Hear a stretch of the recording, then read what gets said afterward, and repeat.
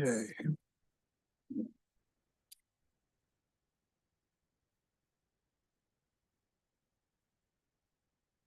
Okay, it's 5:30 and we're going to get started. Welcome everybody to the March 24th, 2025 City Council meeting.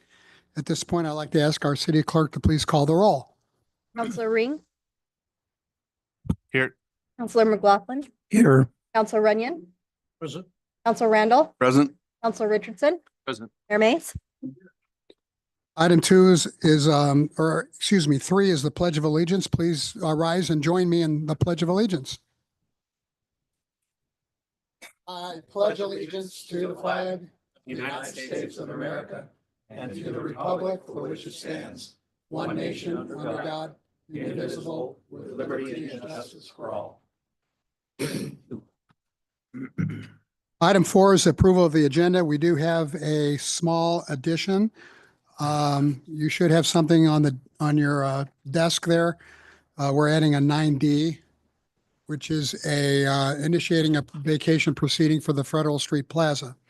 Do I hear a motion to approve the agenda as amended? Make a motion to approve the agenda as amended. Richardson seconds.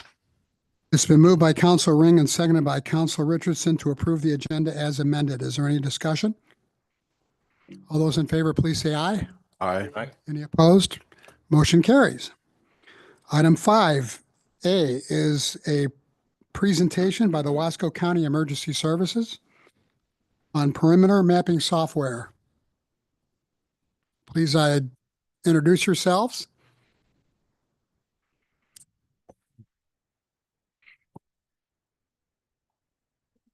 Please use the microphone too, please. Thank you. Better. A little better.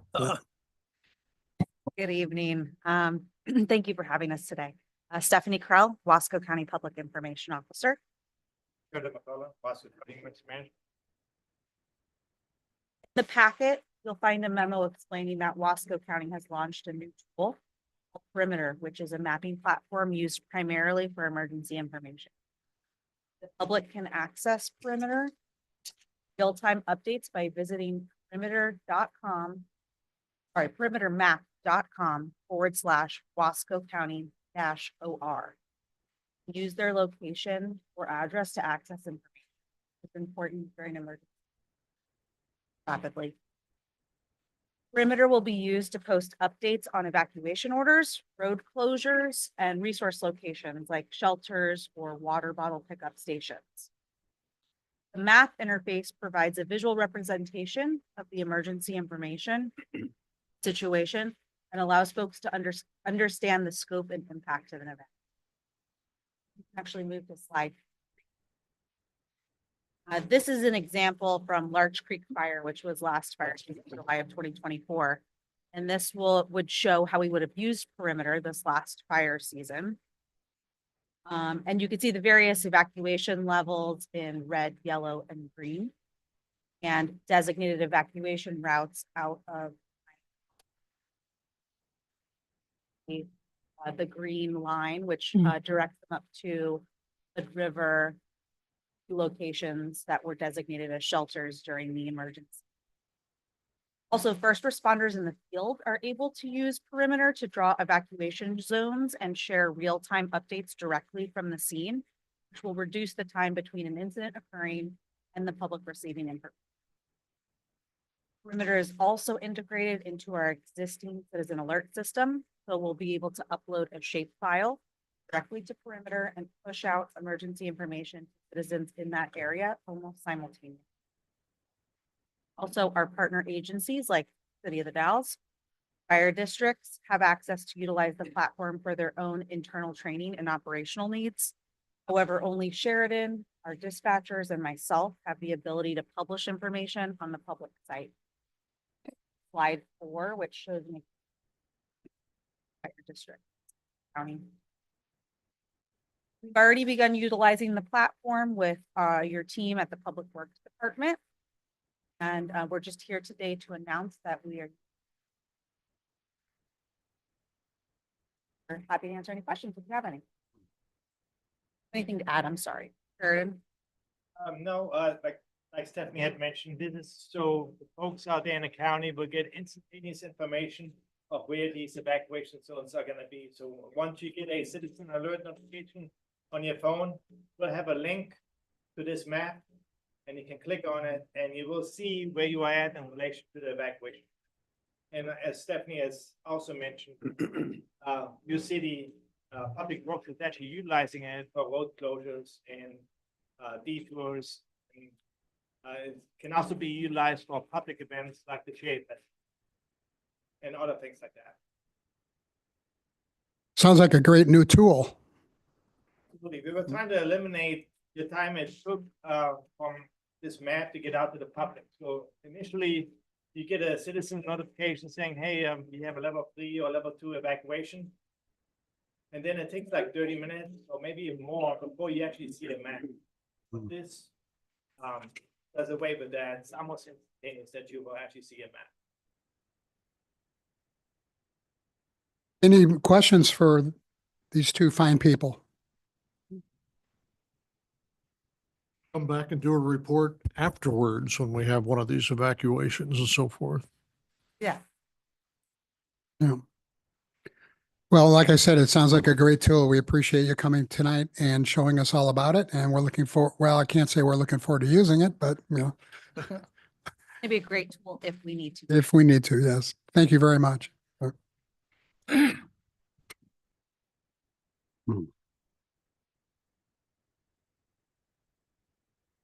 Okay, item 6, audience participation. During this portion of the meeting, anyone may speak on any subject which does not later appear on the agenda.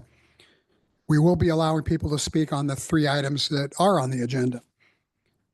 Up to 3 minutes per person will be allowed. Citizens are encouraged to ask questions with the understanding that the city can either answer the question tonight or refer that question to the appropriate staff member who will get back to you within a reasonable amount of time. If a response by the city is requested, the speaker will be referred to the city manager for further action. The issue may appear on a future meeting agenda for city council consideration. Tonight, we have 2 people signed up. First, Mr. Jim Wilcox, please come forward. State your name and address. Jim Wilcox, 416 West 7th, the Dalles. My purpose here today, I have 2 issues. I think I can get them both in 3 minutes. Having spent 6 years on city council, I want to thank the council for your time. I know that it's not just a meeting twice a month. It's a lot more than that, cuts into your life. And I also want to tell you that there's a couple of places that I really appreciate who the council has hired. One is Matthew Klebs and the other is John Finkera. My position on the airport commission, I have worked with them just a whole bunch, and also Angie in the finance department. Their support is absolutely wonderful. No complaints. They have been very strong supporters and helped us out a lot. So I wanted to get that up, but that's not what I wanted to talk about. What I wanted to talk about first has to do with the airport. And I wanted to put out an invitation. It would probably be for an after 5 visit. If you could come visit the airport, if you haven't been there, get a quick tour. In the last, well, 1 year back, 2 years forward, there will be 5 new hangars. South Apron project was completed. We're working on other things. It's a huge investment. And I don't think we've had to put up more than 15% local match to get it all done because of the grants that we've been able to take advantage of. So there's a lot going on over there. And very briefly, those that saw the C-17s flying around, I think it was last week, that's not a one-time deal. For 6 months, they will be coming in on a regular basis, and that's Air Force. Before, what you were seeing was National Guard and Army National Guard and National Guard and Army helicopters. But we are now a stopover to fuel for the Air Force. And when they take fuel, it's at 20,000 gallons plane. So that's revenue not only for FBO, but for city and county. Great thing. My primary thing tonight is I went to a retirement party for a recently retired Public Works Director, David Anderson. And David has worked for the city for a long, long time. And some of the things he's been involved in that you can see, they're above ground, they're monuments to making our community better and providing better service. The roundabout, that was one. Hospital water storage, and then the delivery upgrades that had to be made when it put too much pressure on those houses above 19th Street. That all had to be dealt with. They've dealt with it. I would assume that Dave was an integral part of, at least on a consulting basis with people who were negotiating the recent water agreement and well agreement with Google. I know he had to be because he knows stuff. He was involved or responsible for the corner ramps that are being redone all over town for handicap accessibility. Snow removal, probably one of the most controversial things in this community. It's never done right. I would have to say, having grown up in an area that has a lot more snow than this, I'm impressed with what the city has been able to do. I think they make smart decisions, and that's part of Dave. But the last thing, and this, it took 7+ mayors, I don't know how many city councilmen, and one Dave Anderson to get that Dog River project completed. He was not even the manager of the Wicks treatment plant when it first started. Worked through, became manager of the Wicks treatment plant and our public works director. And had it not been for Dave Anderson's dogged work on that, it would have never happened. I can't believe anybody else would have gotten it done. So my suggestion, Mayor Rich gave him a beautiful plaque, a recognition plaque at the intake a few months ago. And I would like to put on your radar for future consideration, putting Dave's name on something where the public can see it. I know of no better public servant than Dave Anderson. I think when you have somebody like that, you need to acknowledge him in the community. Okay. That's all I have, and I thank you for listening. Thanks, Jim. Great suggestion. Next on Zoom is Amanda Meeker. Hello, are you able to hear me? Nope. Are you able to hear me? No, is that us or there? You need to turn up your volume. Let's see. So That's a little better. A little better. Is that any better? Yes. Okay, great. Thank you so much for the Why opportunity. don't you start the clock over? Okay, go ahead. Thank you so much for the opportunity to speak tonight. My issue is the light at the Google facilities. I realize people have different opinions about Google and that Google is here to stay. And there's a lot of things about that can't be changed. They have to use water, there's got to be steam, etc. But I'm hoping that something could be done about the light pollution. When I was a kid, you could see the Milky Way here on any clear night, just looking up. I'll never forget the meteor showers in the summer. They were spectacular. Best of all, at our house, south of town, the stars reach the ground in every direction. And sadly, today, looking north is just a big glare. The night sky is a natural resource that should be available to all of us and to future generations. Dark skies are critical for migratory birds, and they connect people to nature, inspiring a sense of awe at our place in the cosmos. Other communities have demonstrated dark skies can even be economic drivers by fostering increased tourism. When my family built a new house recently, we had to follow very specific rules to avoid spill from our porch lights. And honestly, I was thrilled that the county had those responsible policies in place for us as new home builders. But I feel like, shouldn't similar rules apply to Google too? So in summary, I feel like the benefits of natural darkness to bird conservation, to economic vitality, and to healthy human lives cannot be overstated. This resource, I feel, is being lost in the Dalles, and it will be gone forever if we don't take action to save it. So, is there anything we can do about the light at the Google plant? Well, we'll have to refer this to the staff to see if they're in violation of any brightness standards. Certainly, Mr. Mayor, this is something we can look into through our community development department, as well as through some of our contacts at Google, to see if we can mitigate this concern. That would be amazing. Thank you for the consideration. Thank you for coming. Okay. Item 7 is the city manager's report. Mr. Klebs. Thank you, Mr. Mayor. A few items this evening. I wanted to report that the Ad hoc Federal Street Plaza Committee met a couple weeks ago and focused their discussion on the potential uses of the transportation building or the old Veteran Service Office building, as well as the potential maintenance needs and what we need to keep in mind to maintain the plaza after construction. We had tentatively scheduled a meeting for this coming Wednesday. However, we'll be canceling that meeting.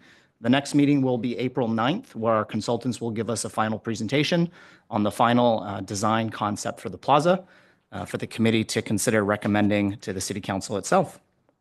We're really right now throughout the city in the thick of the budget process. We have been implementing a new budget software program led by our finance director, Angie Wilson. This is going to be a tremendous benefit to the city. What we've seen so far is really impressive. We're still becoming familiar with it, so it'll be an interesting first year, but a very positive step forward. I attended the Northwest Regional Managers Association Conference last week in Vancouver, along with the Oregon City County Managers Association board meeting. Later this week, I'll be organizing the quarterly-ish City Manager Gorge Regional Luncheon with city managers on both sides of the gorge. We had a season kickoff meeting with our downtown tree contractor, with our facility supervisor, and other staff to coordinate the start and focusing on the frequency of watering, application of mulch and water retention, fertilizer, et cetera, to position ourselves well for success this spring, summer, and fall season. And I had a brief meeting with the Library District Board to review the administrative transfer methodology that we use for all of our departments in our annual budget process.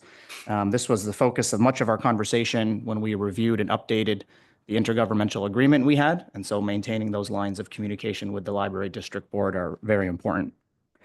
I also wanted to let the council know that I received a formal response from Klickitat County just this afternoon about a tentative council work session that we were eyeballing for April 3rd from 10 to noon. That time and date works out for them. They have requested that we meet at the Columbia Gorge Regional Airport, and I've contacted our airport manager to facilitate that. So please confirm on your calendars, April 3rd, 10 to noon at the Columbia Gorge Regional Airport, a joint work session with Klickitat County. And those are my updates. Happy to answer any questions you may have. Any questions for the city manager? Well, I'm glad we finally got that meeting set up with Klickitat County. Me as well. It was very challenging. So anyway, city council reports. We'll start on my left with Councilman Runyon.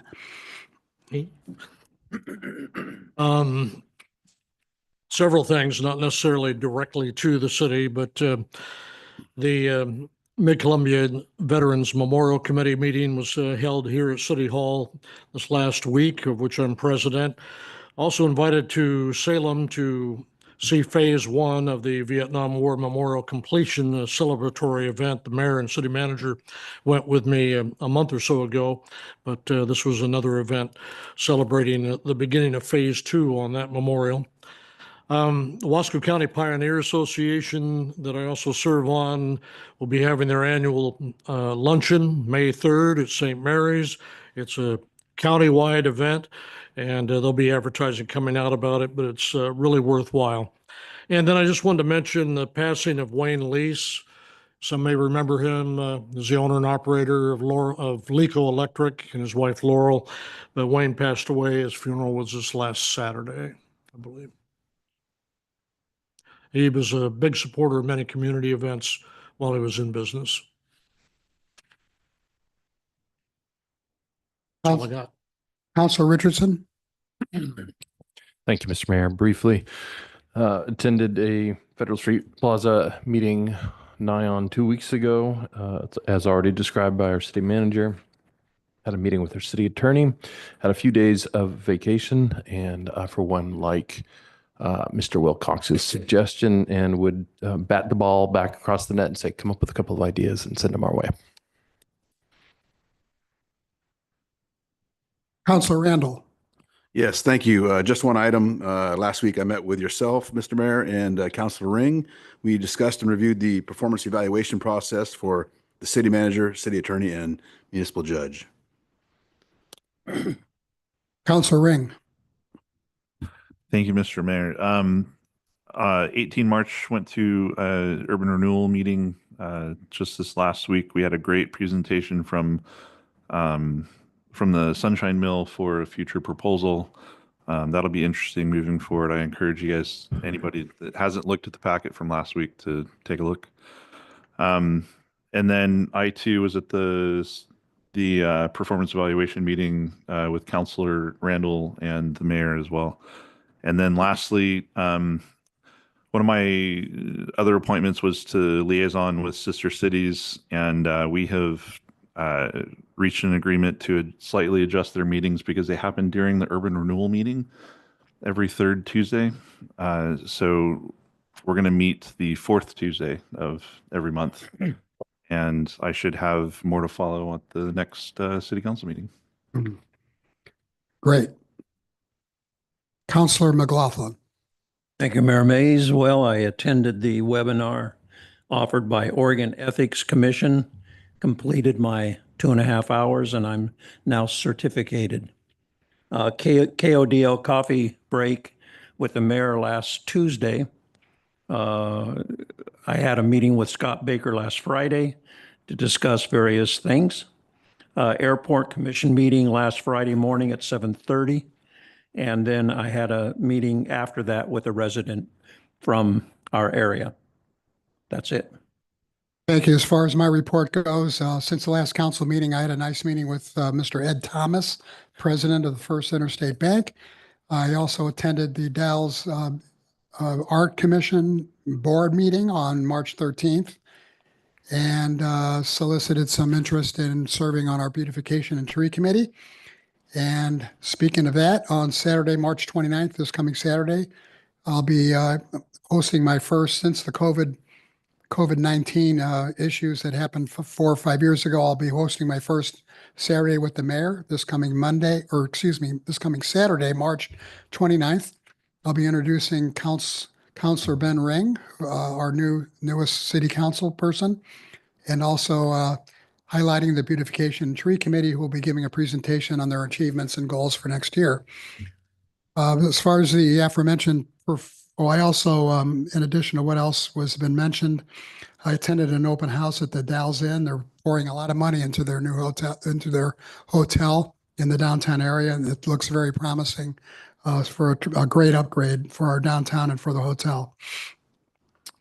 Finally, as mentioned before, I met with Councilors Ring and Randall about performance evaluations, and I will be meeting with the city manager and city attorney tomorrow.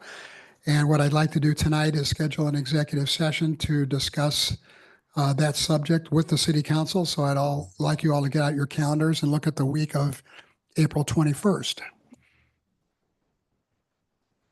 That's usually a lengthy meeting. So I would ask that you hold a lot of your day aside for one of those days.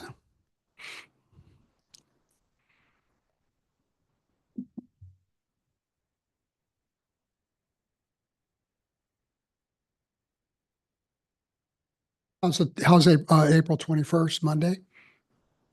To do it now. What's that? You want us to do this now? Yes, April please, 20th. now.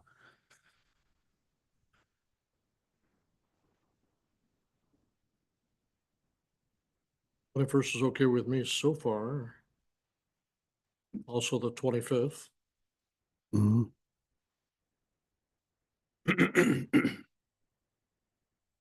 First, I'm showing. 23rd as well.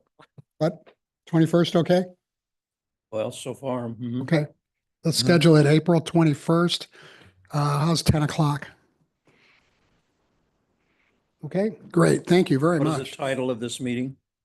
The title of this meeting is Performance Evaluation Discussion. Approximately how much time should we? 8 hours. Oh, no, that's going to be charged back. No, I'd say Yep. 4. I thought you guys were streamlining this process. That was 5 last year. All right. Say 5. Do I hear 5.5? 5 hours, 10 o'clock. Thank you all very much. That was easier than I thought.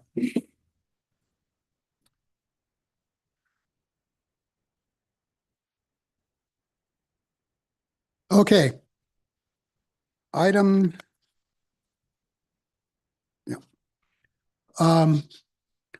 Also, under my report, I want to take the liberty to acknowledge that this is the last city council meeting for our esteemed finance director, Angie Wilson. Angie, it's been my pleasure the 8 years you've been here. You got stuck with me as mayor for 6 of those years. So I consider myself very fortunate that I was able to serve with you for the bulk of my tenure as mayor. I think you've done an outstanding job for the city. As one who's had a little bit of experience anyway with municipal budgets, I've come to appreciate the budgets you put together every year. And it just seems that every year they get better and better. And I always admired your goal of trying to better yourself and better the city. And I think the budgets have been very indicative of that. I'd also like to recognize the fact that you have achieved something that is a lot harder than I think people understand or realize, and that is achieving a GFO, Government Finance Officers Association certificate of conformance for 8 years or 6 years. Yeah, all 8 years. And that's not as easy as it may seem. I know exactly from my experience that that's a very difficult thing to pull off, and you did it every year. So between the budgets and the certificates of conformance, your acumen and your expertise, I congratulate you and I wish you were sticking around for at least 2 more years. So, but thank you very much for all you've done for the city.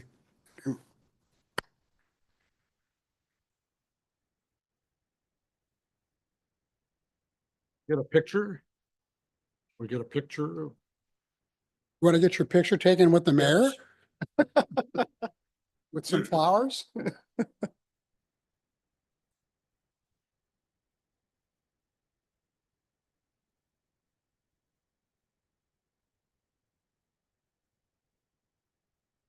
Yep. Thank you so much. Thank you. Thank you, Angie.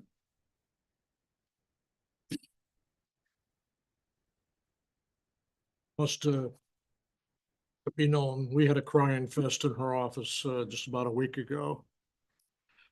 We've been together since Port of the Dalles, which was 22 years ago, roughly. Thank you. Okay, moving along. Item 9 is the consent agenda. Tonight we have items of a routine and non-controversial nature are placed on the consent agenda to allow the city council to spend its time and energy on the more important items and issues. Any councilor may request an item be pulled from the consent agenda and be considered separately. Items pulled from the consent agenda will be placed on the agenda at the end of the action items section. Tonight, we have 4 items on the consent agenda, the one we just added, of course. First is approval of the March 10th meeting minutes. Second is a resolution assessing real property on West 8th Street for the cost of nuisance abatement. Third is a resolution authorizing the city attorney to submit necessary documentation for a settlement agreement. And finally, the one we've added tonight is initiating a vacation proceeding for the Federal Street Plaza project. Do I have a motion to approve the consent agenda? Before we do that, I have a question. Are the owners of the property on 1290 West 8th present tonight? All right, thank you. Mr. Mayor. Councilman Ring. Thank you. One more question. For clarification, I looked at the property address along with the lot number on the Wasco County GIS site, and I think there could be a typo. Currently, it ends in 301, and it should be 103, if I'm not mistaken. I'm not sure if anybody can help verify that. Mr. Mayor? Mr. Kara. Yeah, thank you very much. Sorry, my mic is a little off. So the city clerk indicated that you had flagged that this morning. And so we had a chance to look into it, and no part of the notice of assessment has been impacted by that transpositional error. The reality is that this is the very last stage of that abatement process, and the owners have had significant contacts with the city and plenty of opportunities to to be aware that this is happening. And so there doesn't appear to be any prejudice to the property owners for having that small typo, especially considering the property's legal description is accurate. So, but thank you for flagging that. And we'll definitely work on our process to make sure typos like that don't slip by. No problem. Thanks. Yeah.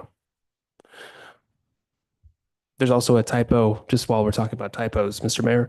There's also a typo on the resolution that I drafted authorizing me to file the necessary claim forms. It indicates that the date for that authorization must have been before February 4th. That date is incorrect. The date is April 1st. So that, and along with other administrative clerical changes, will be made before execution. Thank you. Is there a motion to adopt the consent agenda? I'll make a motion to adopt the consent agenda as amended. I'll second it. It's been moved by Council Ring and seconded by Council Randall to approve the consent agenda. Is there any more discussion? All those in favor, please say aye. Aye. Any opposed? Motion carries. Thank you very much. Item 10A is consideration of an ordinance amending the Dalles Municipal Code, Chapter 5, in regards to animals. Mr. Carroll. We're going to tag team this one. I think I just wanted to make some opening comments before Sure. handing over to the city attorney. As the council knows, previously we brought this before you as a discussion item, which allowed us to have a very robust discussion with community input to help guide this process. We've incorporated much of that feedback that the city attorney will detail in a moment. Tonight, it's before you as an action item, so you do have the option to move forward with this ordinance as presented.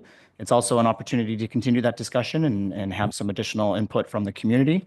As part of this process, the city attorney and I did do some additional outreach with some of the constituents who presented commentary last time.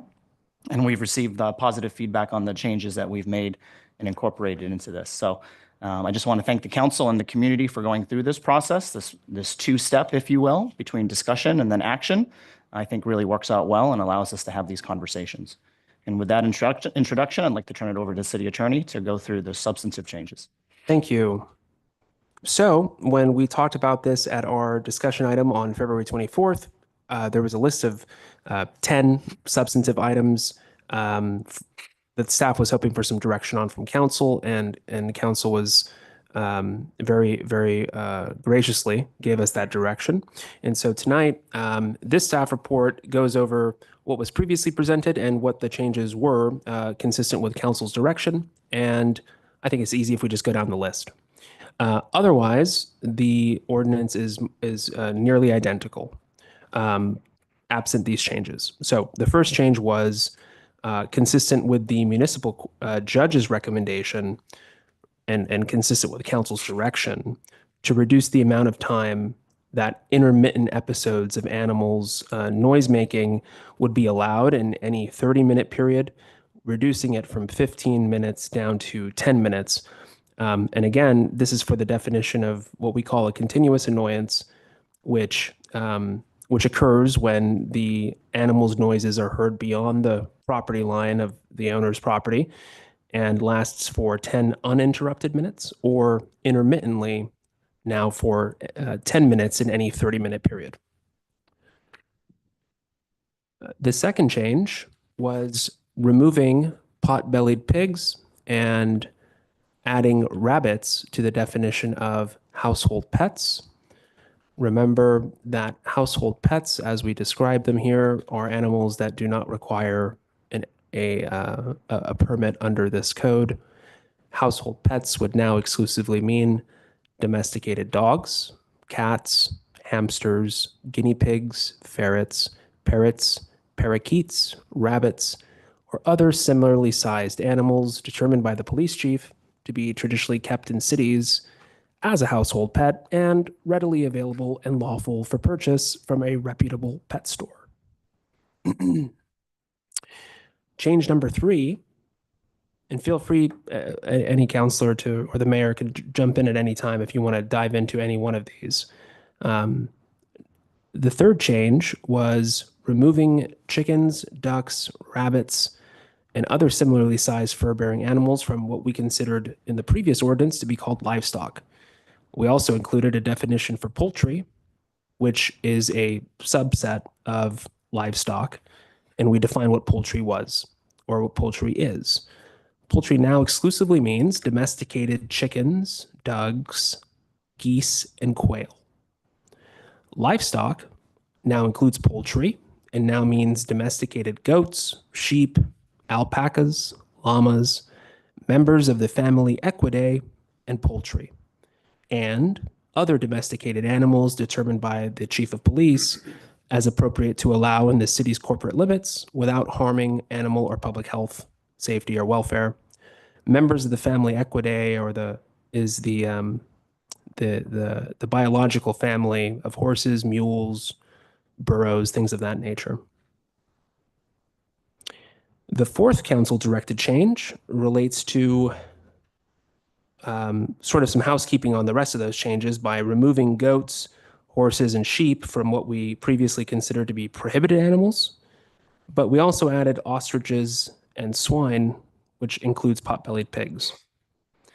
And so as presented and for council's consideration tonight, prohibited animals now includes any animals considered invasive by the appropriate authority: cows, bears, bobcats, cougars, coyotes, deer, elk, emus, exotic animals as defined by state law, foxes, non-permitted livestock, ostriches, raccoons, roosters over the age of 6 months, squirrels, swine, turkeys, and wolves. I'm going to skip over number 5 and I'll come back to that in a second because number 5 is a little bit more complicated. Number 6 is on page, sorry, I don't have page numbers on this staff report. 6. Sorry, thank you, page 26.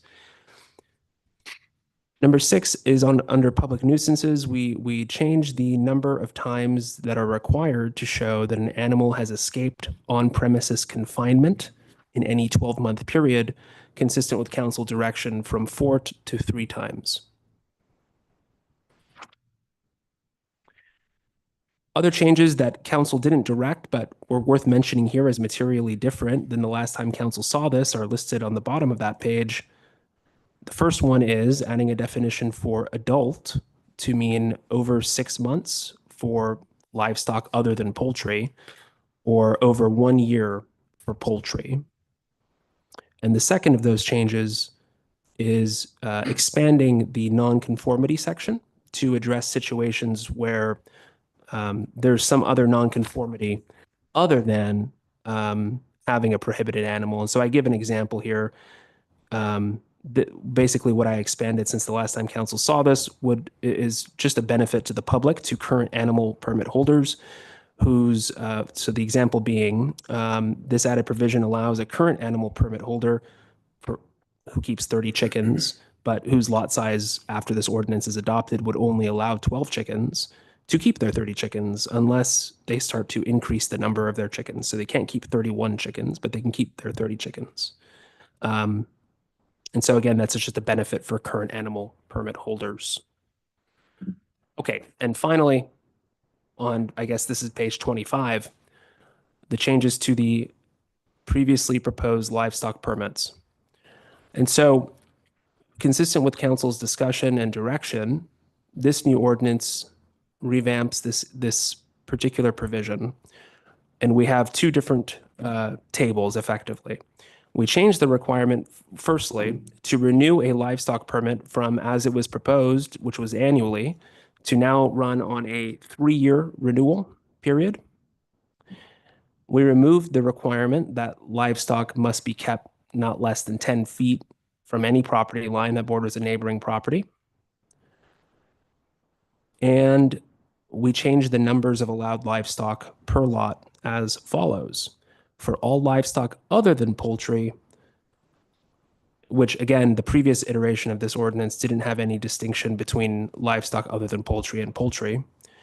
But for livestock other than poultry, it's now 20,000 square feet per animal. But we also added a provision that allows the offspring of permitted livestock other than poultry to be temporarily allowed for 6 months without regard to the minimum lot size. Once they reach 6 months, though, that now adult livestock that isn't poultry would need to be permitted. And for poultry, which includes chickens, which it seemed was the primary focus of the last discussion, the previous iteration of this ordinance restricted chickens as follows. If you had anybody could have up to 4 chickens without any regard to lot size. Five or more chickens required at least 10,000 square feet. We've changed those numbers to reflect council's direction, and looking into some additional practices with some subject matter experts. The number of chickens anybody can have up to 12. No minimum lot size there. And again, this is for all poultry, but let's just keep saying chickens for this. Up to 12 without any minimum lot size. Between 13 and 20 does require a minimum lot size of 10,000 square feet. And 21 or more requires an additional 1,000 square feet per additional chicken. We also added a provision for young chicks. Those are chicks aged 1 year or less that are also allowed at 1.5 times the number of those adults. And so we think that with all of these changes, we've addressed all of council's concerns from the last meeting and all of the concerns raised by the public. But of course, we're happy to indulge any questions council might have and seek any other direction as needed. Okay, thank you, Mr. Kara. What I'd like to do is forego any deliberation on the part of the city council until after we hear from the public. However, if you do have questions about the staff report, now might be the time to ask them. You can also ask questions after we ask for any comments from the audience. Does anybody have any questions for the staff? One last thing, Mr. Mayor, before any comments, I just wanted to mention that as drafted, this ordinance would not go into effect 30 days from now, which is pretty common for most of our ordinances. We've pushed out the effective date of this ordinance to align with the city's fiscal calendar year of July 1st. And upon council's adoption here tonight, it's staff's intent to conduct some strong public outreach to ensure all stakeholders are very aware of the pending changes, which would be, over 3 months from now, to ensure that anybody who would like to get an animal permit now has ample opportunity to do that. Thank you for pointing that out. Very good. Any Did you questions? ask for the audience or for us? Questions from you guys, then the audience, and then we'll come back to you for deliberation. Question from Councilor Runyon. Equidae. I have an updated copy of the Webster's Dictionary on my phone. It doesn't exist in their equine, as I wrote in my memo, but equidae, where'd that come from?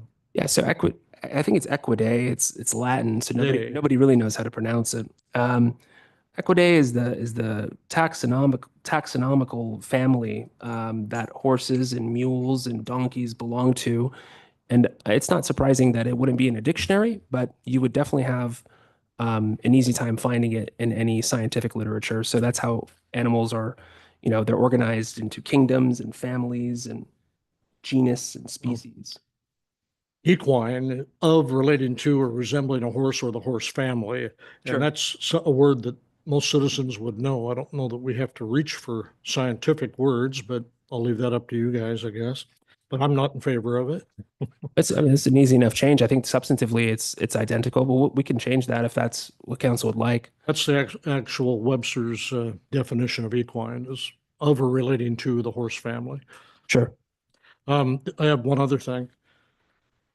Not that that's necessarily right or wrong. The council and the staff can decide on that. The other thing I want to make sure of is, and I don't find it in here, so it's not been changed, but it appears to me to be deleted. Originally, we had in here, or the change that was originally going to be put forward, said if you had 2 horses and one died, you could not replace it. I don't see anything about that in here, so now they could replace that animal. So no, that's a good point. We didn't address replacement. I always bring up good points. No, thank you for flagging it. And so for it's, based off of our staff's understanding, after the last meeting, there was quite a bit of push for just looser standards in general. And replacement, we felt was maybe drifting a little bit into the other direction. But in light of all of the other changes, meaning horses, which seem to be the big driver, and family equidae or equine animals was the big driver for that replacement push at the last meeting, we've shifted from, as proposed in that meeting, prohibiting horses to now allowing them. So you can have your horses now. So we didn't see a need to allow for replacement of non-conforming animals, because the definition of a non-conforming animal is something that is now allowed that won't be allowed. And so because horses will still be allowed under the new ordinance as adopted, it didn't seem that replacement was required, frankly, because it's already been addressed by allowing horses to be permitted.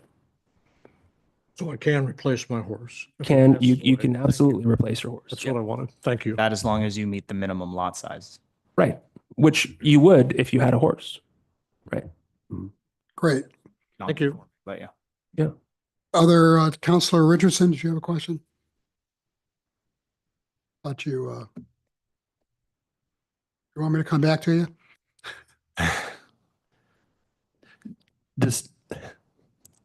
I'm still wrestling with equity. Does the staff have an idea how much a 3-year permit would cost, or a proposal for how much permit might cost?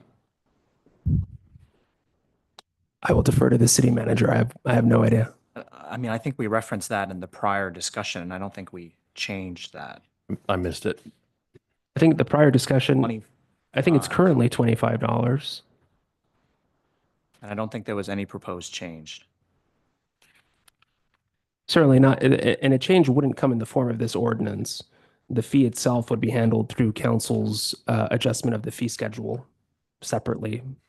And so there's always time. Well, we'd need to sort it out by July 1st, I suppose, but it's not something that required any legal involvement. It's just a decision by the council.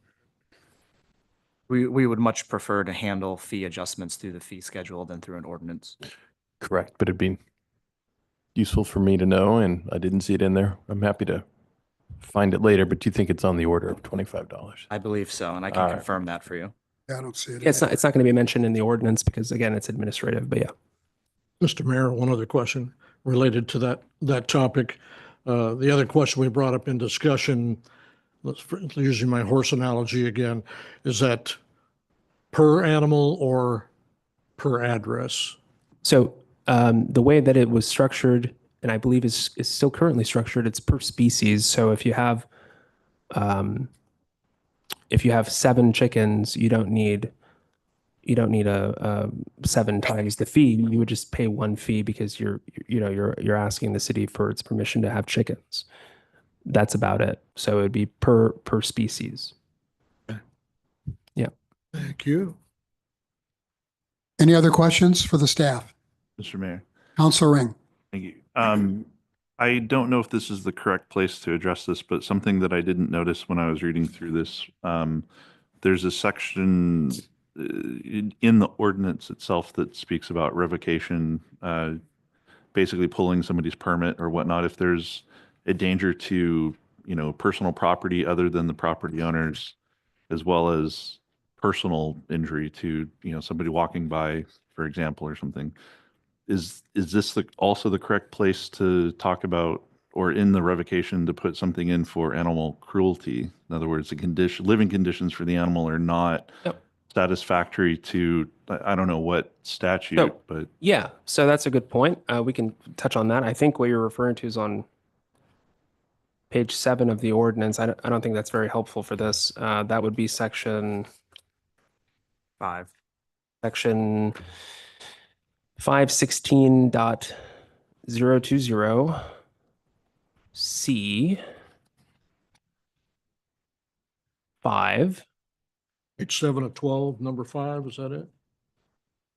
See, something must have happened in mine says 7 of 11, but yeah, it's page 5, number 5 on that page, indicating livestock permit revocation.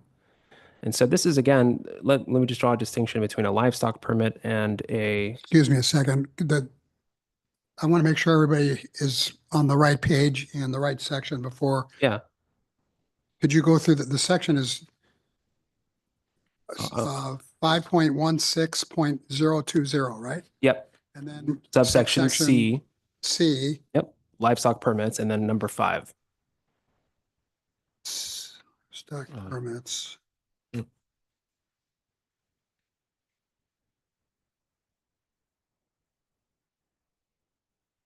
Oh, there we go. Okay. All right. C5. Yep. And so this Okay, is, that's on page 7 of 12 is what I have. oh, you're looking at the red line, it's 7 of 12, but in the clean version, it's 7 of 11. So that's fine. Okay, sorry about, go No ahead. worries. So this addresses the chief of police's authority to revoke livestock permits. And that authority may be implemented if the chief of police finds that the permittee or the area and or the facilities where the permitted livestock are kept no longer complies with the issuance requirements for the livestock permit, or if they find that the livestock present an unreasonable risk of danger to persons or property. And so going back just one page to the livestock permit issuance requirements, those are listed under number 4. One of those is listed under 4B, number 1, indicating that the area and or facilities where the livestock are kept are maintained in a sanitary condition and adequately enclosed from other person's property. And if you go back to the definitions of what a sanitary condition is, it includes, and it's on number 12 on page 3. Sanitary condition means a condition of reasonably good order and cleanliness so as to minimize the possibility of disease transmission and undue odor. And so putting this in plain English now, the chief of police may revoke a livestock permit if they find that the permittee or that area where the animals are kept is no longer sanitary, in a sanitary condition, which would include animals living in their own filth and prone to disease transmission because of the bacteria and things of that nature. Now, I also want to address when a non-conforming animal permit or a non-conforming animal permit, which is a permit that is currently issued, that can be revoked under different standards. And those standards are currently in place. And so because it's a currently issued permit, the standards with which it should be revoked are currently what the law is in our city. And those are on page 4 of 11 of the clean draft. And they're listed under section 516020B, 1C, 4A, where if over 50% of the number of owners and residents of a property that abuts the premises where the non-conforming animal is kept sign and file a petition with the city clerk, basically asking for the revocation, or B, when the owner keeps the non-conforming animal in such a manner as to create a public nuisance, disturb neighborhood residents because of noise, odor, or damage, or if it interferes with the adjacent owners or residents' enjoyment of property. You'll notice that it's not apparent right away when you're reading this that this would apply to bad living conditions for the animals. Well, it's currently what our ordinance says. And so if somebody has a permit issued under our current ordinance, we want to just make it fair for everybody. You know, the current ordinance says that the chief of police may revoke it under these circumstances. So these are the circumstances in which we would revoke it. Thank you. Okay. One more. Council Runyon. Since you brought up that section, page 6 of 12 on mine, number 4B, and then II underneath that. The area and or facilities where the livestock will be kept is not less than 25 feet measured in a straight line from any structure used for human occupation. That appears to need some rewording because back on the changes you brought up earlier on, the 4th change changed the requirement to renew a livestock permit from annually to a 3-year requirement, removed the requirement that livestock must be kept not less than 10 feet. And that was a big issue there, more of having neighbors' approval, et cetera. But now we're going to 25 feet. Yeah, so that's a great point too. At the Get rid of the 10, but we're putting in a 25. Well, it was in the previous it was in the previous ordinance that council considered, and so I'm pulling that up now. We had both in the previous ordinance, and council directed staff to remove the 10-foot. Appears to me on first glance here that we need to remove part of that sentence then on the rewrite here. Well, so in looking at the previous ordinance that council considered in February, there was a 2A and a 2B. 2A was what's been removed, and I'll read it here. It used to say not less than 10 feet from any property line that borders a neighboring property that Right. has a structure that's used for human occupancy. It also had 2B though. 2B said that the livestock must be kept in an area that it's not less than 25 feet from any structure used for human occupancy unless the occupant and owners of all such structures have agreed in writing. And so they're different. One is 10 feet, one is 25 feet, and one measures it from the property line, but it only applies in situations where there's a neighboring property that has a structure that's used for human occupancy. In this case, what council did not direct staff to change, and I think I was very specific when I asked for council's direction on this because there were these two requirements, and council only directed me to remove the 10-foot requirement, but not the 25-foot line. And so this one doesn't really care at all about property lines. This is just saying anywhere where animals are kept must be 25 feet from any structure that's used for human occupancy unless the occupant and the owners of that structure have agreed. And so that takes the form of, when the city staff is reviewing the site plan, that's sort of like, a hand-drawn plan that's submitted with their application. If there's a structure within 25 feet of that plan of where the animals will be kept, whoever owns that structure and whoever is in that structure would just have to say that that's fine with them to be living within 25 feet of an animal. But, that's, again, it's still in here because council didn't direct staff to remove it, but we can if that's what council would like. Well, if I recall the conversation at the time, there was more concern about proximity to someone's home than the property line itself. And so that's why we focused on one instead of the other. So anybody who has an existing corral now and they've got 2 horses and either construct a double fence or they get a fence at the property line and 125 feet away, or they get a letter from their neighbors. Yep. Don't get a letter from their neighbors, then they're gonna have to put up some kind of a fence or barrier to keep them from going over to the fence at the property line, correct? Correct, as it has to be 25 feet from the home. I just know we have one member of the audience that has that situation, so, and we brought that up, but I don't remember there being 2 definitions, but I think he's given me an okay, so he's all right. We had an opportunity to speak. Yeah, and again, as the primary distinction here is that the 25 feet, it doesn't care about property lines at all, right? And it only cares about whether there's a structure there. So you can be within 25 feet of your neighbor's property, but 25 feet within their Right. bedroom, it's a little bit of a different story. So Okay, that was the intent. just want to make sure we got it all on the table. Yeah. Other questions for the staff? Okay, with that, we will entertain any comments from anybody in the audience who would like to speak. Please raise your hand. Yes, ma'am, come forward and use the microphone and give us your name and address. Thank you. Hello.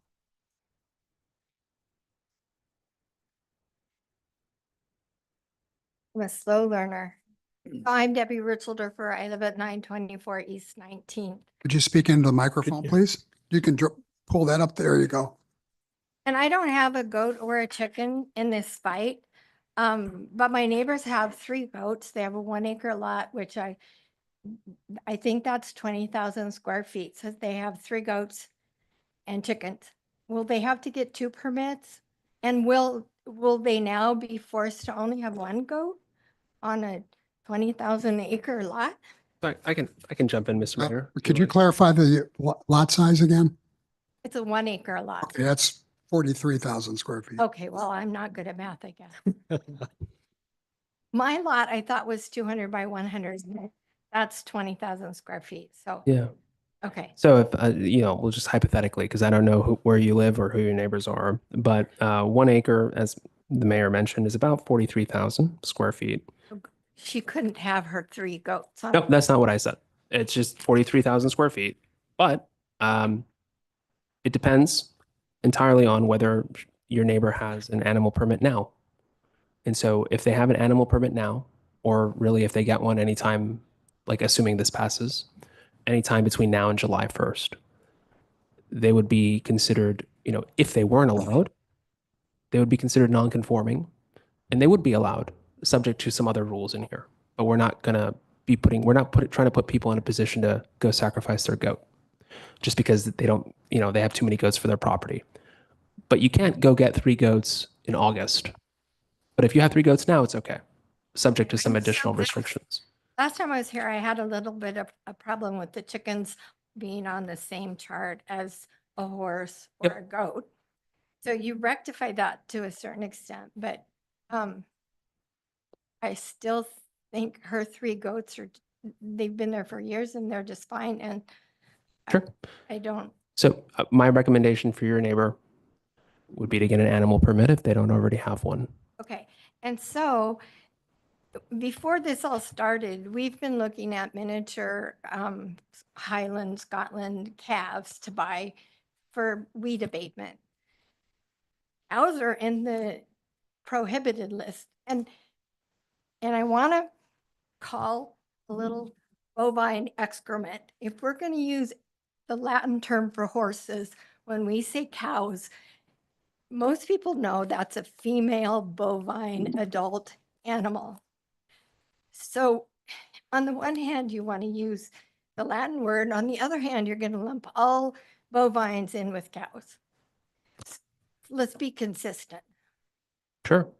But I would like to ask City Council to stop, get some more input and revise this, because I looked at it and I found some things that were inconsistent, like calling cows, there's steers, there's heifers, there's bulls. Like, a cow is a cow. You can't redefine a cow because that's what we want.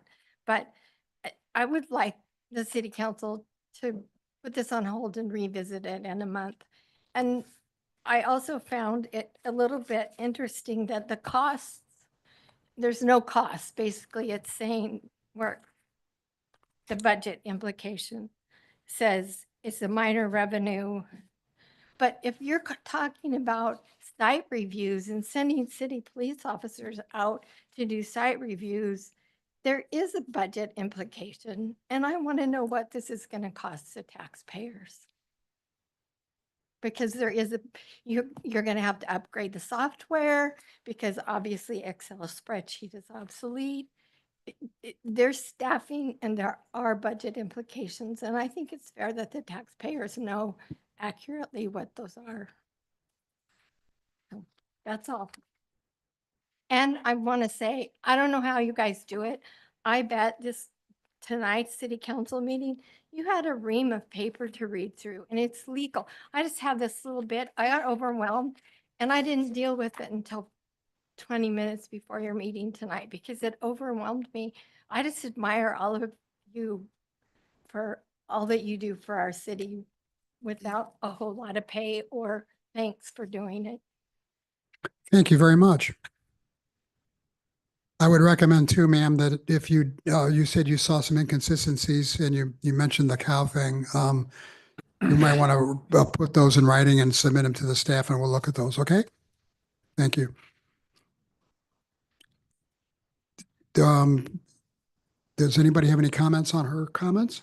Anybody? Oh, did you want to? Yeah, I think one thing I want to address is that there is a city animal or livestock permit that exists currently, an animal permit process that is quite laborious and difficult and inefficient. And I think it's my hope and intent that this ordinance would help streamline that process. We do already have Excel spreadsheets, obviously, but we also have software modules available to modernize this process as well. And so certainly not, discounting your comment. I mean, the wise use of taxpayer dollars is critical, but I think this is intended to be and will be a step forward in managing that workload associated with it. And providing this detail and this guidance streamlines that process for city staff. Thank you for clarifying that. Sir?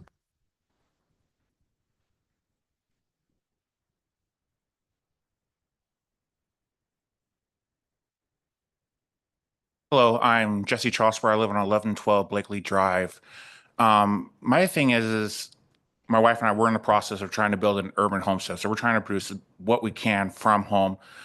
I know I live on a city lot. I understand that you got to know where the animals are. Currently, I have 18 chickens.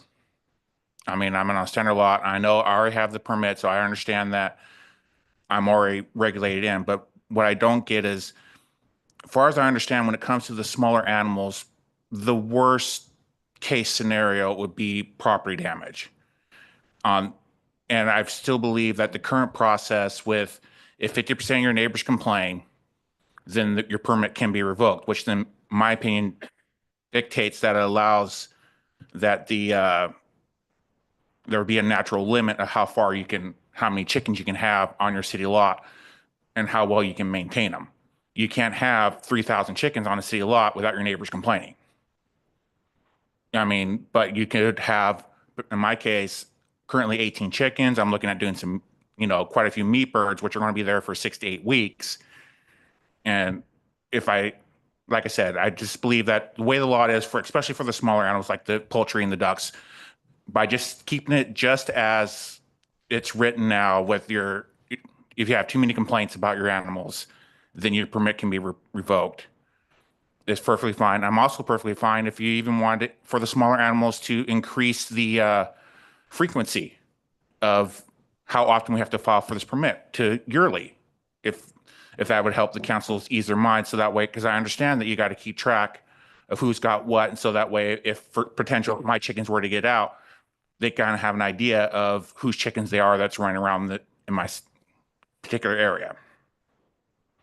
And that's currently how I feel. Like I said, I just believe that right now, especially for the smaller animals, that with the poultry, there shouldn't be a limit. The natural limit would be how well you can maintain and how well, you can keep the friendly relationships with your neighbors with said poultry items.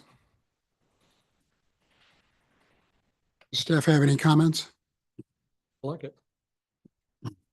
Thank you, sir. Anybody else? Yes, ma'am. Oh, sir.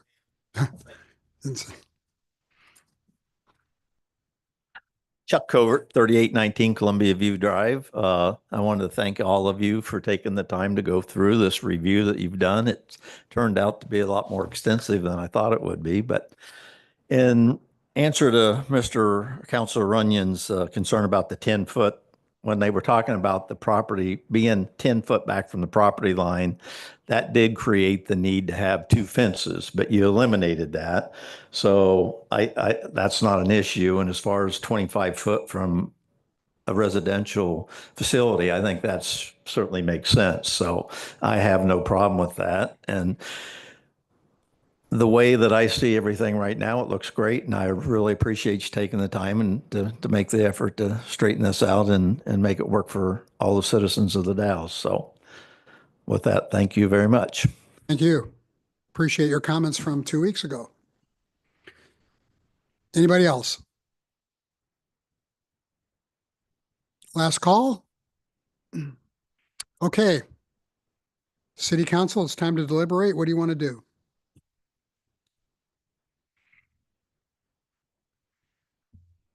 If nobody has any suggested changes or recommendations, somebody might want to make a motion.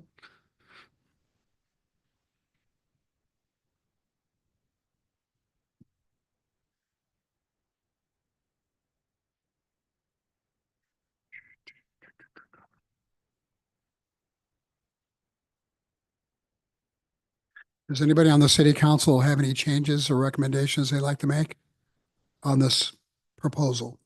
I just have a question about what was suggested by Mr. Risseldorfer about the classification of bovine. Is that something we need to amend?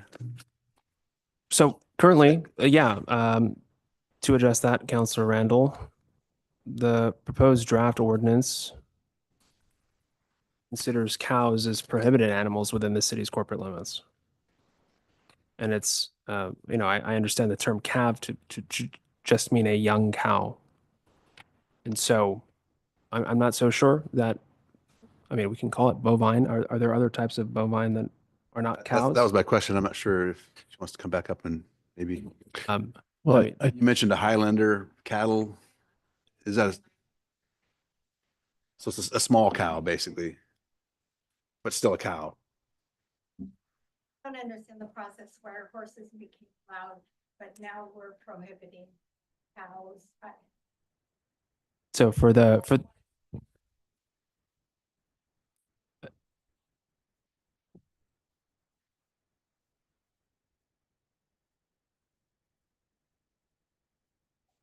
Bovine all of a sudden got disallowed. I- But under this ordinance, I wouldn't be able to get those Highlands that we've been negotiating to buy. I just want to mention for the city clerk, since the audience member is not using a microphone, you might want to be taking notes for the minutes, because I don't think anybody online will hear it, neither will the recording.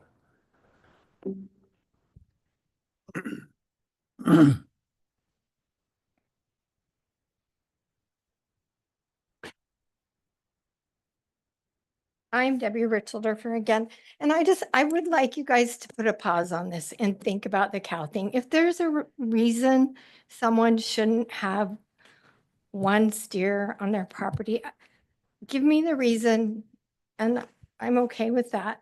But a couple of little miniature cows, there's no room for exceptions. There's no room for common sense. And I just wish you would put a pause on it, because I had a whole list of concerns when I read it, but I didn't read it or address it until it was time for the council meeting. And here I sit, I'm prepared. So that I ask you to postpone it for a month. Thank you. If it helps inform council's decision-making tonight, the chief of police, as drafted, would still retain the authority to consider other, similarly sized animals determined by the chief of police as appropriate to allow in the city's corporate limits on a case-by-case basis. And so, That would address that. to say that there's really no wiggle room or middle ground, I'm not so sure that that's the case. But I think we intended this to be to adequately balance the public health, safety, and welfare needs of the community as a city with the public's right to, America, home of the brave, land of the free, and all that. And so we don't want to infringe on anybody's rights, except to the degree that they might impact public health, safety, and welfare. And so I think that there's a lot of good reasons not to have a dairy farm in the middle of the city. I think that, sure, there might be exceptions, on the more rural parts of the city where the police chief might determine on a case-by-case basis to allow certain animals. And so we wanted to reserve that discretion. But I think as a general rule, which would apply on 4th Street as well as Columbia View Lane, I think that best practices would suggest not having cows for many different reasons, including offensive odors. Okay. Mr. Mayor, I'd like to make a motion. We We still have, let me ask this. We still have the question about the limitations on chickens, 12 chickens, or the option that was suggested was that it goes back to by complaint driven by neighbors, and then not having a limitation on the number. That was the request. We haven't debated that. We haven't addressed that. Is that reasonable? True, we haven't, but with respect, I don't think you can stop somebody from making a motion. We can deliberate and discuss, but if somebody's ready to make a motion, I think they Well, I'd get to like to- finish the sentence, right? I don't think he made the motion yet because I cut him off Didn't. because I knew that Counselor McLaughlin wanted to say something. So Well, I would say it's probably best practice to let somebody finish making a motion if have initiated that. I may be wrong and I'm willing to be educated, but I think I'm right on that. I'm not quite following what you said.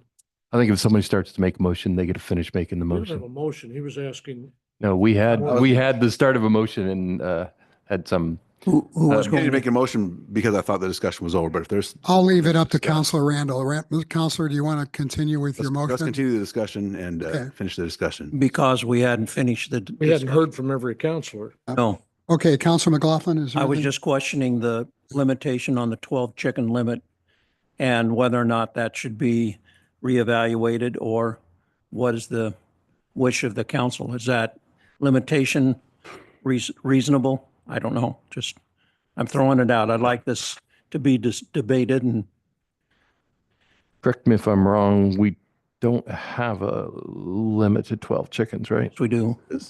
Proposed ordinance, there is, but currently there's no limit. No. All right. Currently, no, but the proposed ordinance would have 12 chicken limit. Let me just be very clear for the council's information on this as they make an informed decision.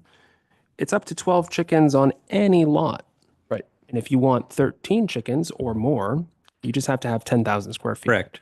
And just for council's additional information, this wasn't included in the packet, but staff contacted Wasco County GIS, and we got a list of all residential addresses in the Dalles, and we did an average of all residential properties after excluding those that are owned by local governments like the county or the city or the school district.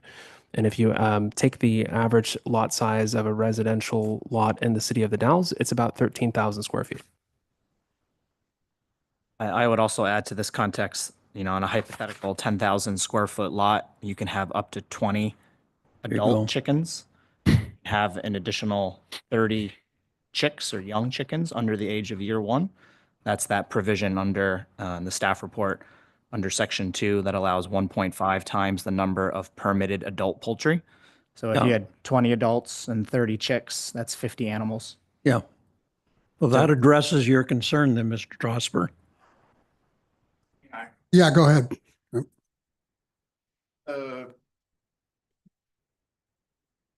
The biggest thing that when I was talking about the limitation on the chickens is that, like, for instance, like one of my future plans was to raise about 40 meat birds. Now, with the new proposal, it's going to be, they're not going to be chicks. They're going to be, by the time I take them to be harvested in Hillsborough, they'll be considered adults. So with the meat birds, they're going to be at my house for 6 to 8 weeks and then they're gone. You know, with the limitations, you're saying now I can only have 20 birds. Currently, I have 18 egg layers, like I said, trying to produce as much as I can from home.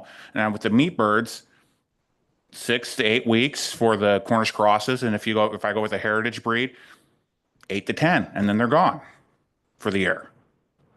You know, that's why I was pushing forwards, no limit, just keep it as is for the, if it's complaint based, that if it's going, like I said, it's going to naturally put limitations on how much you can do. And then if you get too many complaints, then like I said, and then for the small poultry, I'd be willing to even go to a yearly permit based. So that way, you know exactly how many birds I'm raising per year. If I may ask a question, I guess how many meat birds do you have at a particular time? So this year we're planning on doing 40 meat birds. 40 meat birds. At a time? Mm-hmm. I was planning to do what they call chicken tractors. 6 to 8 weeks, so he's talking about. Right. I'm thinking out loud here of applying the ordinance as written. And if you had 18 egg layers that are adult chickens, you can have 24 animals in addition that are under 1 year. So you're looking at a difference between 24 meat birds under our proposed ordinance and 40 meat birds. Exactly. And what my plan was to help reduce the nuisance from is planning of what they could do with chicken tractors, which was to put several chicken tractors where I just move them around my property that helps mow the grass, fertilizes the grass, no buildup of the manure from the chickens. And 6 to 8 weeks, and then they're gone.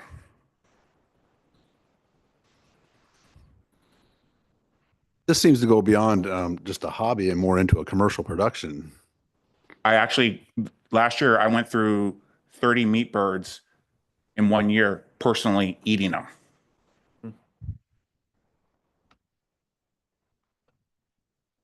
How big is your lot? It's a regular city lot, 1112 Blakely Drive. If you guys want to look it up, I'm not sure exactly how many square feet, but I live on just a regular corner lot with a 2,000 square foot home. And I'd be more than willing to invite any one of the council members to come visit me, and I'll give them a tour of what I got going on. What's your address one more time? I have GIS here. I'll look it up. 1112 Blakely Drive. Okay. No, I'm just curious. Mr. Mayor, this kind of relates to former city manager Julie Kruger talking about hers, that she, plans to have 10 or 12, but sometimes all of a sudden there's, 15, 16, et cetera.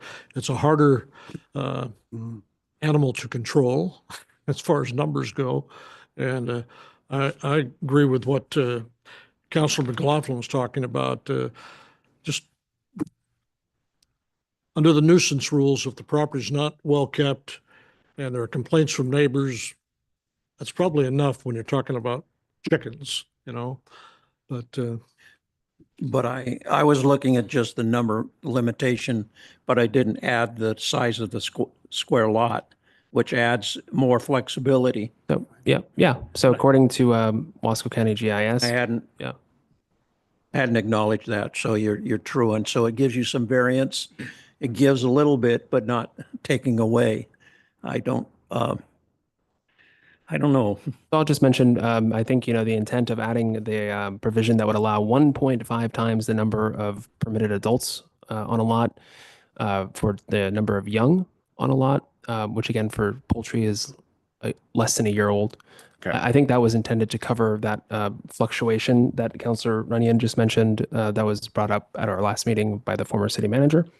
And I think that it was I think it's, I don't know if generous is the right word, but it gives a lot of leeway as far as allowing young chickens.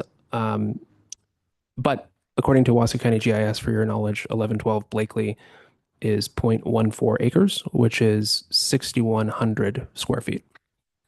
I didn't realize it was that big. I always thought it was just a standard lot. And GIS is never, I mean, it is actually very, very accurate, but it's never 100% accurate. And so you might want to double check that yourself. Yeah. But according to the online version of the map, it's 0.14 acres. So that's what, 360, you said 6,000 square or? Yeah, it's 6,098.4 square feet. Okay. Yeah. So that changes your request. I still want to keep it personally for other people who are trying to, because I want to show my neighbors and other people that they can have a highly productive yard and keep it beautiful at the same time. I mean, currently, along with those chickens I was telling you about, I have several garner boxes and stuff like that too. So I have a recommendation for council if you would like to make some additional flexibility for very responsible animal owners to have these limits imposed. However, we can include a provision that would say, on a case-by-case basis, these limits may be exceeded, upon the chief of police signing off or some other standard, right? And so I would recommend these limits because the vast majority of animal owners are not going to be as, just it's a bell curve like everything else, right? So you happen to be, it seems, based off what I'm hearing you say, on the extreme side of it, but most of the time you're on the, you're on the extreme side. So for these laws of general applicability throughout the city's limits, best practices would recommend having a limit for all animals, but making those limits flexible on a case-by-case basis is one approach to navigating this. It's determined by. I would recommend having this be determined by the chief of police or designee. That seems to give flexibility It's enough. already in there, right? Not for numbers. Yeah, I was looking at that. Not for numbers. It's in there for like types of animals, but not for numbers of animals. Remember, ordinances are passed not for those that abide by the ordinance, but by those that abuse it or push the limits and then impose on their neighbors. We don't want to make our city unhealthy, unsafe. That's why we put these limitations in. And we try to be as flexible as we can, but in this case, I think I'm satisfied with the response. and either way you guys decide, again, you can come visit me, and I can actually give you a tour of exactly what I got going on. How does the council feel about what the city attorney has suggested, that we allow the police chief to make on a case-by-case basis allowances for numbers as opposed to the lot size, was it? Yeah. No, currently as drafted, the chief of police has the authority, on a case-by-case basis to allow animals that aren't specifically listed, right, to nonetheless still have a permit. So currently, species of animals are something that's within the police chief's authority on a case-by-case basis. And I guess the recommendation here, just to address the concerns that I'm hearing council concerned about, would be to allow them to also address numerosity, so numbers of animals. Can we pass this ordinance and then amend it, or do you need to amend it first before we can? You can adopt it as amended and just give me the direction of the change that you would like, and I can draft it. I would prefer that. And again, it would have to be specific enough for me to draft it. And so I think specific enough would be something like, adopting this ordinance as amended by title only, subject to the police chief's ability to make exceptions on a case-by-case basis. If this is the only change, I think we can handle that tonight and still pass the ordinance. But if there's more than just this one, we may want to consider bringing it back in 2 weeks. Mr. Mayor, I would propose on section C8, under the definition of livestock, we have some verbiage at the tail end of that I think we could basically just copy and paste. P8 on page 3 of 11. And I'll just read it for the council here. Determined by the chief of police as appropriate to allow in the city corporate limits without harm to animal, public health, safety, or welfare. Yeah. Something to that effect that applies to the number just as it does to the species. Yeah, and so it would be changing section, well, it's on page 6 of the actual ordinance. The following limits are met, and I have the limits there. It would be adding a subsection D saying, notwithstanding the limits, and I'll speak loud and clear for the recording that I can reference tomorrow if this gets adopted, so we can include this in the final ordinance. It would say, subsection D there, notwithstanding the limits prescribed in this section, the chief of police may make exceptions to these numerosity requirements on a case-by-case basis in support of the public health, safety, and welfare in the particular instance. Something like that. Agree. How's that sound, everybody? Okay. Yep. Any other suggestions or changes? Otherwise, we can go ahead and pass this tonight as amended. One really quick question. Mr. Mayor, one really quick question. I think our city manager may have addressed this already, but one of the other questions come up from the public was related to budget implications for site reviews and things like that. Our city manager pointed out that there is a process that already exists.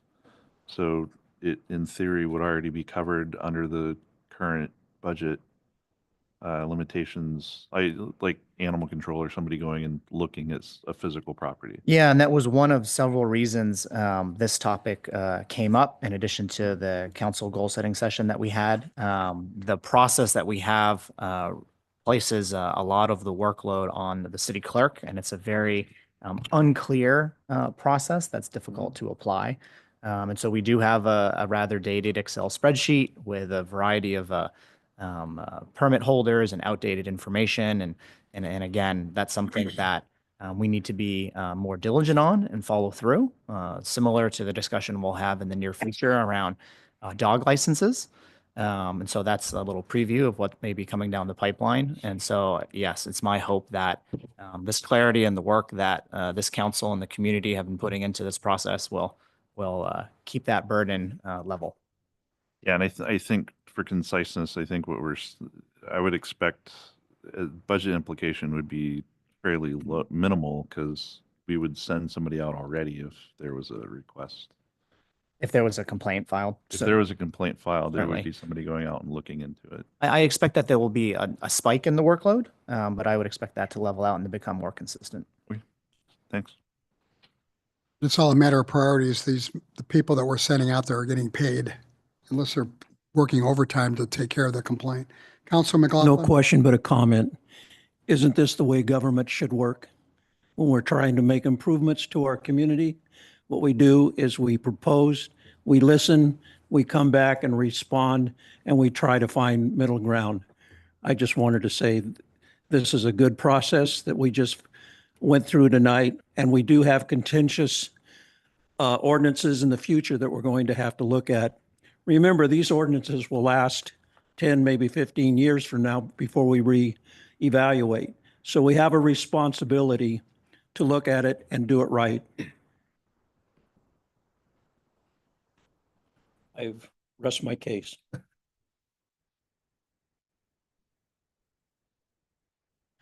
Okay, any other comments or questions?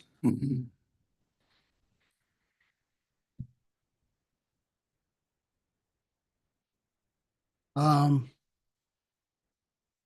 Anybody like to make a motion to adopt the ordinance as amended? Mr. Mayor, I'll move to adopt the general ordinance number 25-1411 as amended by title only as amended. I'll second. It's been moved by Council Randall and seconded by Council Richardson to adopt the ordinance as amended. Is there any more discussion? No. All those in favor, please say aye. Aye. I'm sorry, we have to, I have to ask the question. Have to ask, yeah. Would anybody like to have the ordinance read in its entirety? No. I'm not seeing any raising of hands. Okay, would the city clerk please read the ordinance by title only? General Ordinance number 25-1411, an ordinance amending the Dalles Municipal Code, Chapter 5.16, Animals. Okay, again, moved by Councilor Randall, seconded by Councilor Richardson. All those in favor, please say aye. Aye. Aye. Any opposed? Motion carries. Thank you all very much, and thank you all for coming tonight. Those of you that came for this purpose. Thank you, Mayor Mays, and I will make that change for your final signature for you to sign tomorrow. And I just wanted to remind the public and council that no changes will go into effect until July 1st. And my compliments to the staff for your flexibility and your patience. Thank you. Great. Thank you. Okay. Item 10B. Considering authorizing the city manager to enter into agreements with the Roscoe County and our local Parks and Recreation District. Mr. Klebs. Thank you, Mr. Mayor. In the packet, you have my staff report that I'll just summarize. At the November 25th, 2024 City Council meeting last year, that we adopted a revised general ordinance regarding our transient lodging tax. While there were quite a few different changes and updates and amendments to that ordinance, one of the key focuses of that review was the removal of certain outdated project and entity-specific mandatory allocations of the city's collected transient lodging tax.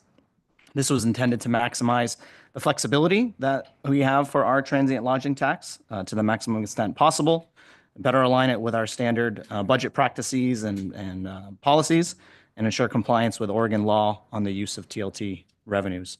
One of those specific allocations was to the Wasco County Parks and Recreation District, which is one of the entities we are considering for the funding agreement tonight.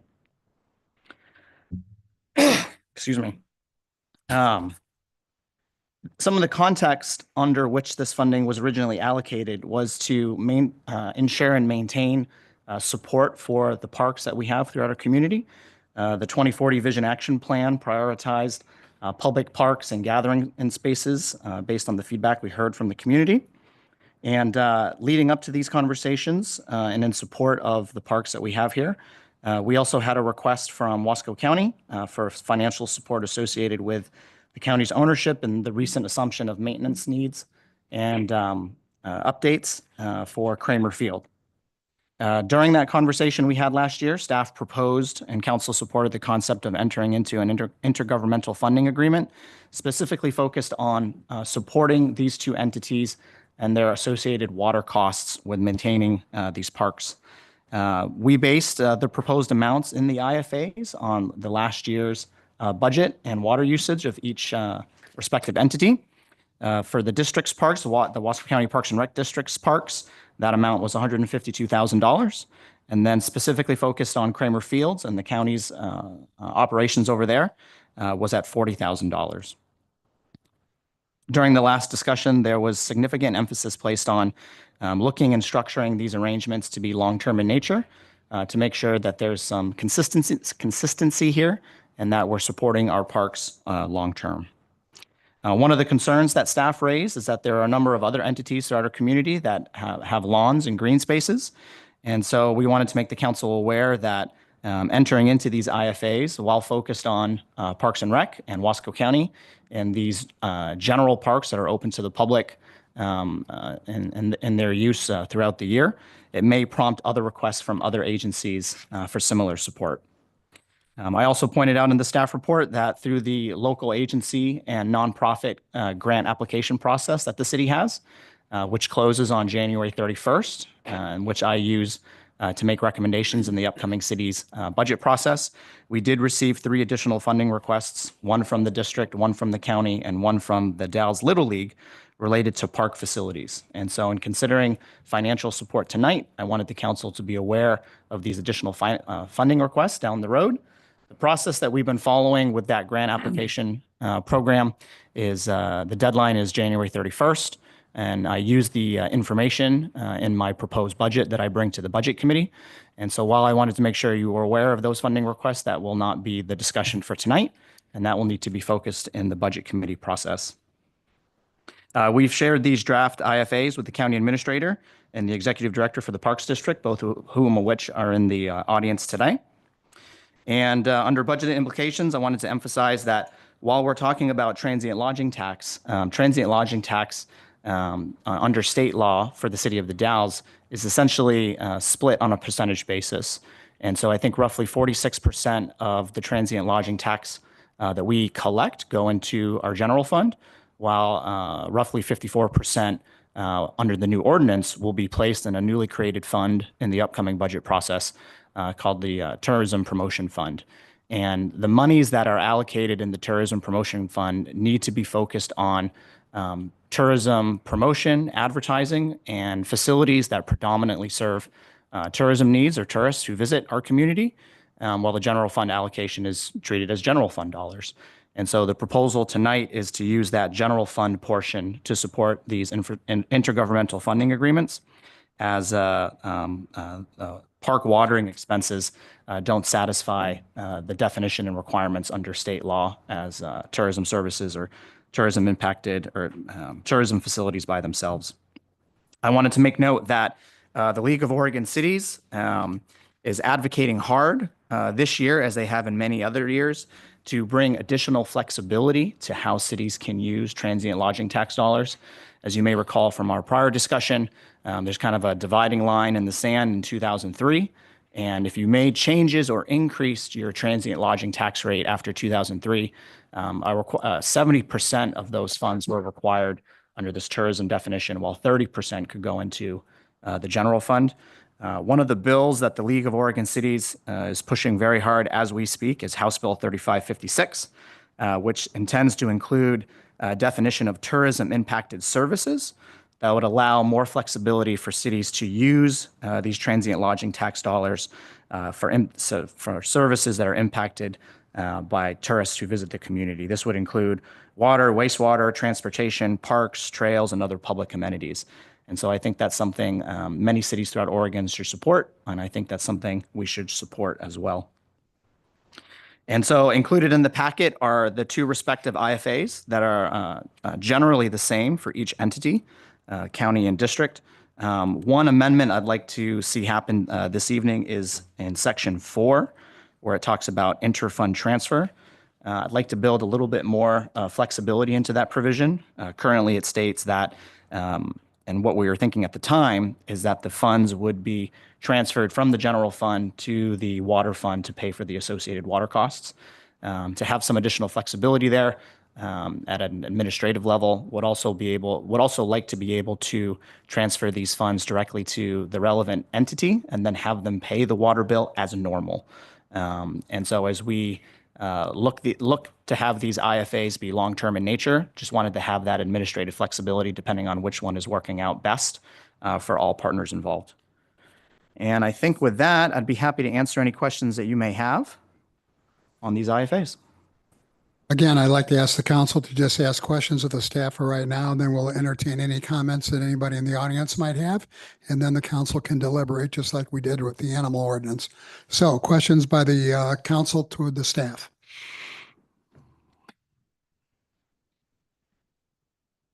I have none. So we would read the meter and we would then transfer sufficient money from the general fund, which is where the lodging tax goes, and then transfer that into the water fund, for example, to compensate the water fund for the expenses incurred by the water bill for the parks, for the park district and the county. Close. A portion of the TLT revenue that we receive go into the general fund. The other portion will go into this separate tourism promotion right. fund that 54%. we'll be creating in the upcoming budget. And in one scenario, yes, we would look at the actual water usage of a particular entity, and we can transfer that amount from the general fund over to the water fund, not to exceed the two amounts I gave previously.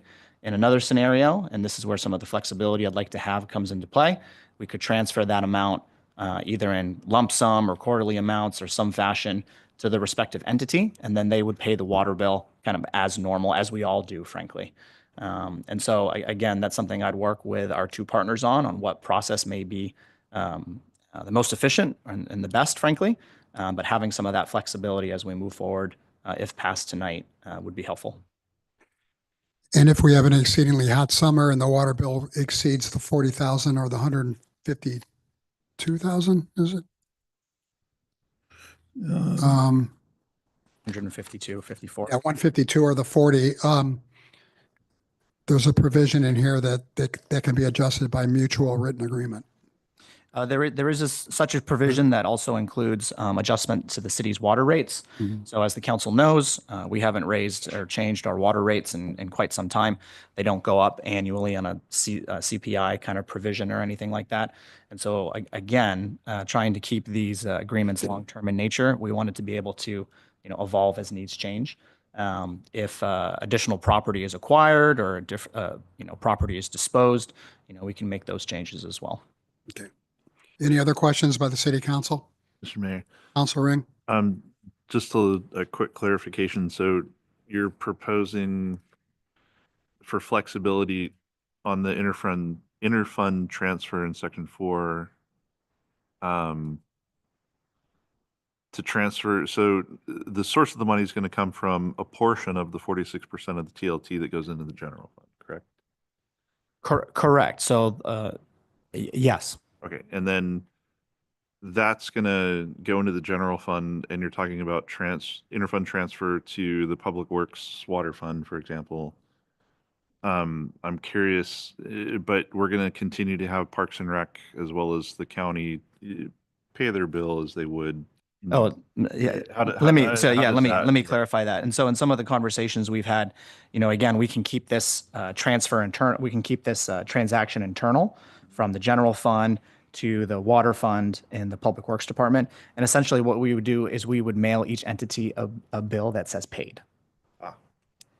In another scenario, we would transfer the money to them and then they would pay the bill on their own, just like normal. Seems a lot less work to just do it ourselves.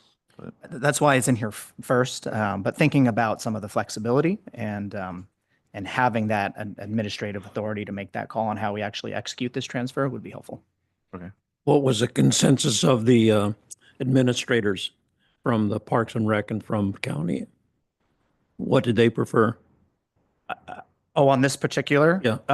So to be frank, I haven't talked to them about this change. But again, people change. And if these are long-term agreements in their very nature, again, with the county administrator, with the parks director, I feel like we can work out how to execute these transactions. Mr. Mayor, just to touch on Councilor McLaughlin's question, although I didn't speak to any administrators, I did speak with the Parks District's attorney just right before this meeting and explained to him that change. And from the attorney's side, although he certainly doesn't speak for the executive director who's here, and he could certainly speak for himself, their attorney didn't have any problems at all with that. Got it. Thank you. Okay. Any other questions by the council? Just clarification. So if I have it correct, generally it would all just be handled in-house. We'd have their bill and pay it up to that amount or whatever amount is that year, not to exceed or whatever.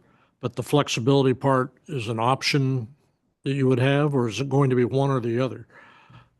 of sending a check to the entities or? We would decide on what that process would be, and we'd be as consistent as possible with it. But if we embark on a particular process, for example, and find out that it's not working for one reason or another, Okay. at that administrative level, we would Preferably it'd just be handled in-house. We know what the bills are and we'd pay them. Yep, that's one way to do it, and I think that's where we landed on what's Like that is the first choice. this evening. There may be some benefit to each of the entities to showing that revenue on the books, for example. Councilor Ring. One more question, thank you, Mayor. The percentage of money coming from TLT into the general fund that would support this is, I don't want to talk specific numbers because I honestly don't remember them off the top of my head. I'd have to research it, but is there a limitation of the percentage of that 46% that can be used for this? And it would obviously, if there was only a certain percentage of it, there would have to be probably much larger sum of money to reach that threshold. Does that make sense? So if I'm understanding your question correctly, and I can speak, I got my notes here right in front of me. So 55.4% of our transient lodging tax would go into that tourism fund, and 44.6% would go into the general fund. And so if you look at the TLT revenue that was generated last year, which was roughly 1.45 million, roughly 800,000 would go into the promotion fund, and 650,000, again, roughly, would go into the general fund.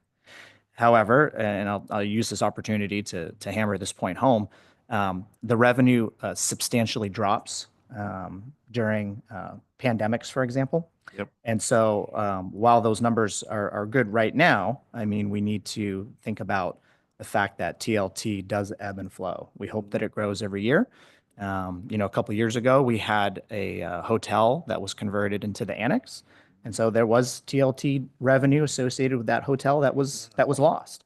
However, when you have new hotels built or substantially remodeled, hopefully their use goes up and we see more revenue from there. So the revenue is a flexible number, of course, and then it's a percentage of whatever that revenue is. Okay. Yeah. And to clarify, there's no limitation to that roughly 800,000 that you brought up in your example. In other words, so the we 800 wouldn't want to use 100% of it for this, of course, but is there a? Yeah, so the 800,000 does have those relatively strict rules around the use of those funds for tourism promotion and advertising and tourism-related facilities.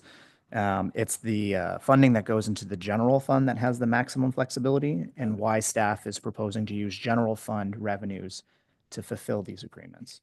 Perfect. Thank you. Anybody else? Questions? Okay, is there anyone in the audience who would like to address the city council about this issue? Please come forward. Give us your name and address or title.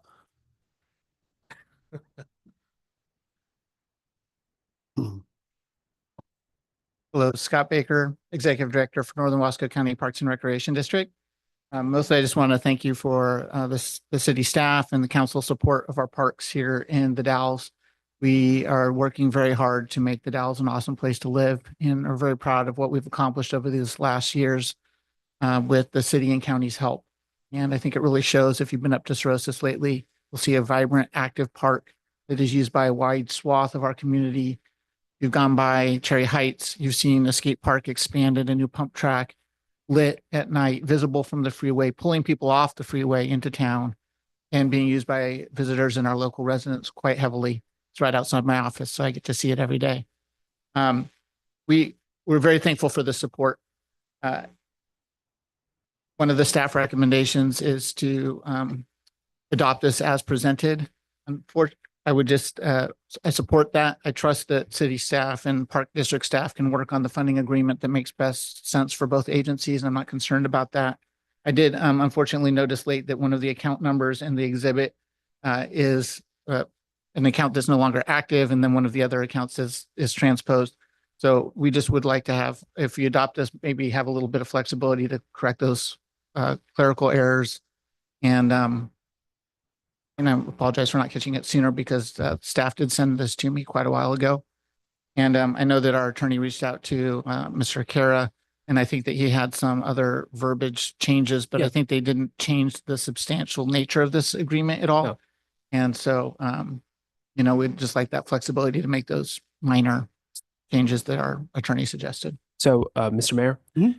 Yeah, that's absolutely right. And so, the district's attorney did contact me around 3:30 today, and we connected around 4:30, and he had a few comments, none of which were material, all of which were very legal, and therefore very not substantive for council's consideration, really. But there were a couple, word changes here and there that the district felt more comfortable with.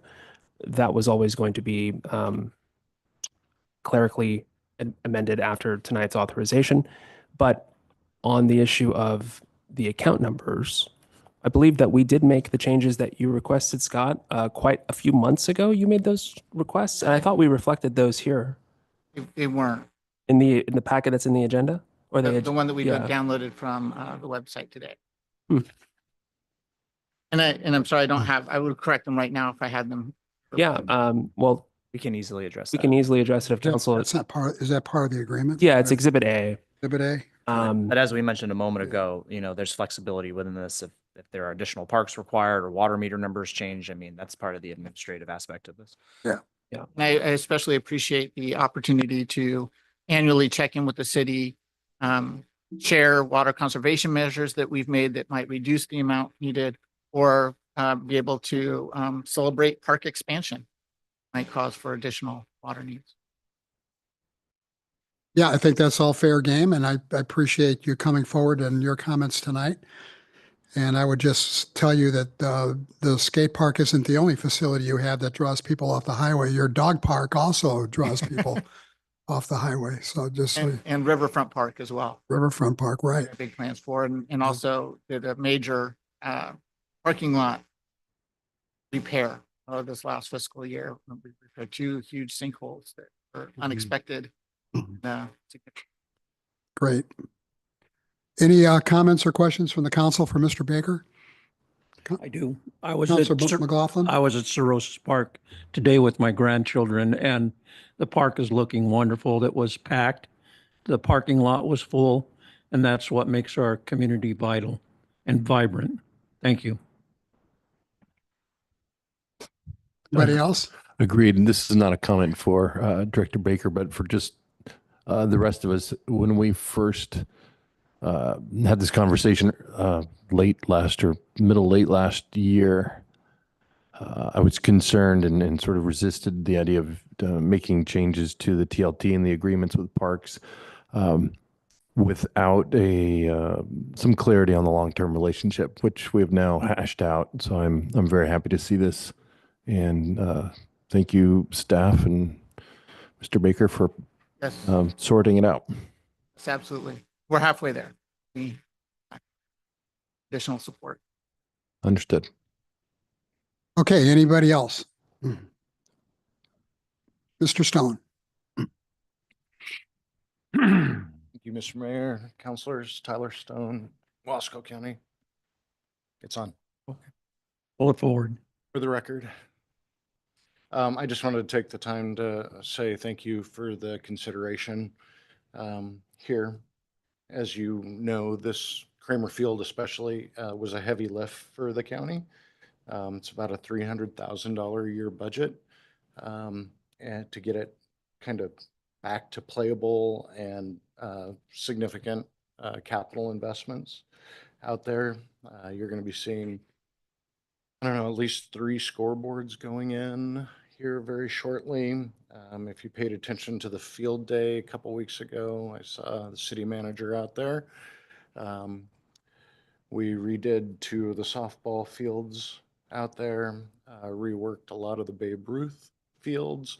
And I don't know, Matthew, there's probably 100 people out there, 150. In the era of some of the volunteer challenges we have, there are about 90 more than I expected. Exactly. So we're really partnering well right now with Little League and really making some significant advancements out there at the field. And it's paying dividends. So this year we'll be hosting the district tournament here in the Dalles, which we haven't seen in many years. And so it's doing exactly, these dollars are going towards exactly what you want them to go towards, and that's economic development. So thank you for that and your consideration. Thank you, Tyler.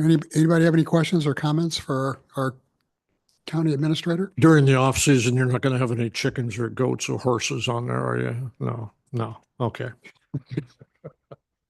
Well, you know, it's a large lot. You can, Don't give them any Large lot. ideas. Egg farm, eggs are expensive. scoreboards are you gonna get? What kind of scoreboards are they? Could you describe the scoreboards? Yeah, so Yeah. they're, you know, your typical ballpark scoreboard, electronic in nature. They'll be able to control them from, you know, wherever the scorekeepers are at in the different fields. It's a requirement to be able to have the tournaments, to have scoreboards. Mhm. And then Matthew noted, we also have some requests for fencing in. Also requirements, you have to have outfield fencing, you have to have individual dugouts, et cetera, to start hosting these larger tournaments. And so we're actively working to get those things done. Anybody else? Stay the course. Good work. Thank you. Any more comments or questions from the city? Oh, I'm sorry. Anybody else in the audience like to say anything to the city council on this issue? Oh. Anybody like to make a motion? Mayor Mays, I can go ahead and do that. Move to authorize city manager to enter the IFA with Wasco County and the IFA with the Northern Wasco County Parks and Recreation District as presented. Runyon seconds. It's been moved by Councilor McLaughlin and seconded by Councilor Runyon to authorize the city manager to enter into those agreements with the Wasco County and the Northern Wasco Parks and Recreation District. Mr. Mayor, I think with the city manager's game day decision to call an audible here, I'll just keep using sports puns all night. I think the recommended motion has now shifted to be as amended and to reflect the change to section 4 in both agreements to allow greater administrative flexibility. Put it another way, to allow the city to either do an interfund transfer or to write a check every month as needed. And so that would be a different motion than the one that was made. Okay. Be as amended instead of as. Councilor McLaughlin, care to I can restate that. restate your motion? Well, everything, should I start from the beginning and add the addendum? I think you could just withdraw your motion. I'll withdraw my Second. motion. Yeah, it's very formal. It doesn't really matter all that much. And I'll withdraw my second. Yeah, and you'll withdraw your second and just make a new motion. I'll go ahead and move to authorize the city manager to enter the IFA with Wasco County and the IFA with the Northern Wasco County Parks and Recreation District as modified, as amended. As amended. I believe our finance director has something she'd like to insert. Oh, she's into the standing up. conversation.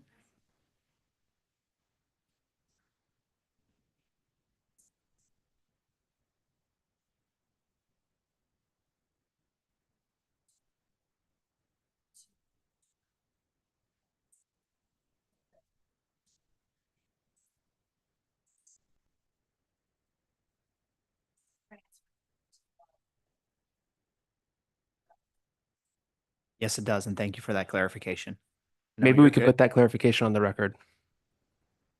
So unless the city clerk was taking notes diligently, perhaps. Okay.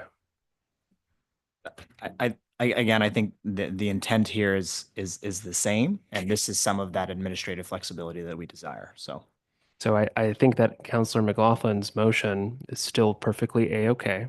As proposed. As amended. As amended. Amended. Yeah. So it's waiting for a second. There we go. Councilor Runyon, you want to second that?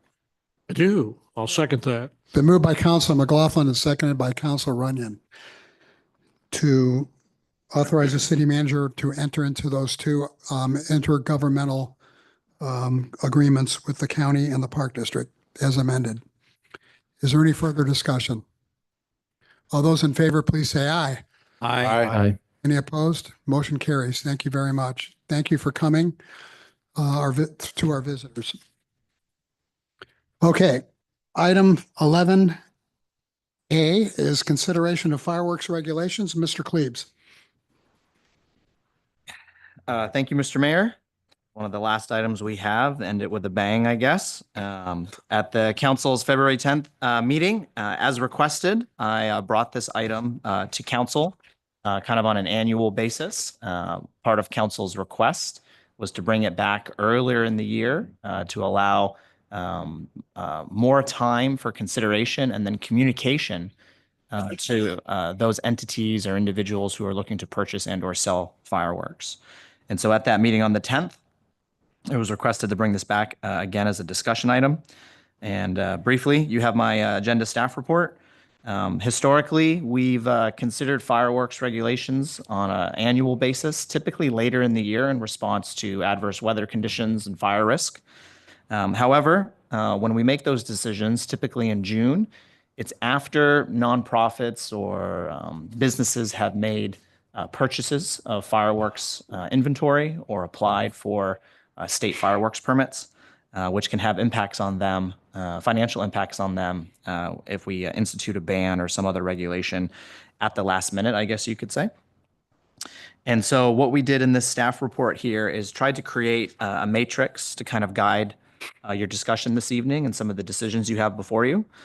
So again, it's a completely council's prerogative, but first and foremost, you can take no action tonight, and it's something I can bring back if and when we have drought conditions or elevated fire risk, and we could take action now. And so if you want to wait, that's perfectly fine.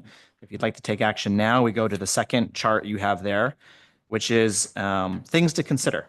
And so you could consider fireworks regulations on personal use, commercial use, sale, type, scope, and some of those permit dates.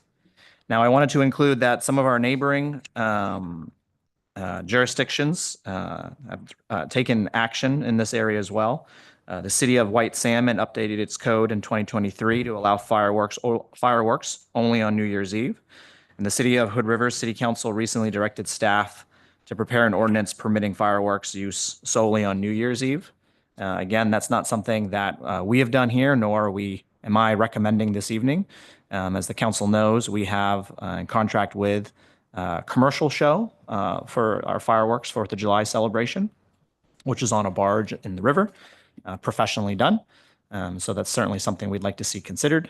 But I'm really looking for council direction here this evening to either stop bringing this up until the fire risks or dangers prompted again, or to give me direction to prepare an ordinance or other mechanism under your guidance in regards to the use and sale of fireworks. So we've talked about this a number of times. I'm happy to answer any questions you may have, but this is that opportunity for discussion and ideally staff direction this evening.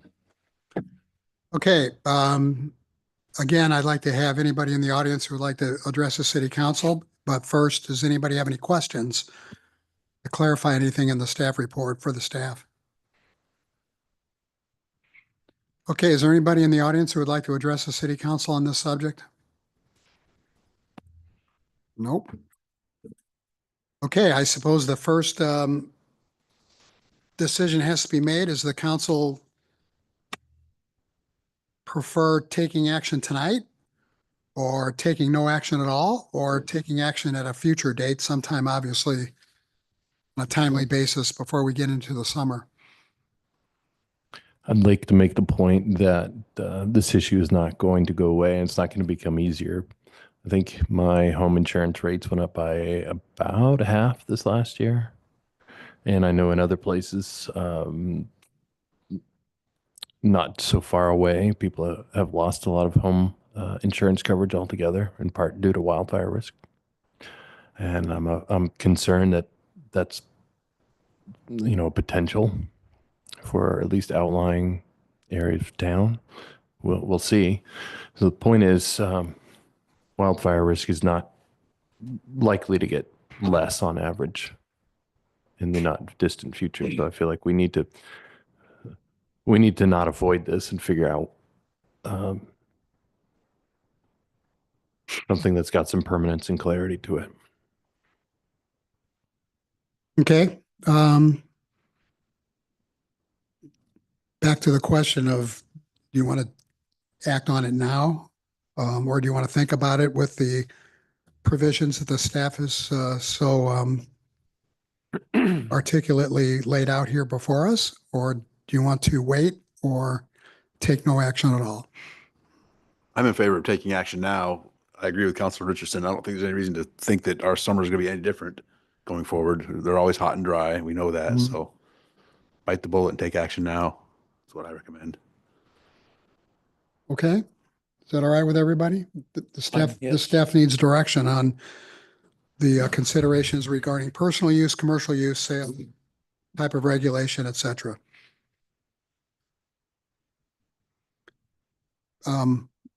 Councilor Runyon. I thank staff for the choices and whatnot. I hadn't really thought a whole lot about this, except I think there's a couple of areas that I'm concerned about. We have local groups that use the sale of fireworks as a fundraiser and whatnot, and I don't want to be in front of that. I think it's a separate issue whether the city recognizes a fire danger and then says, no, you can't light them off. That's two different issues. And I don't want to be in front of those groups trying to put together their fundraiser at this point.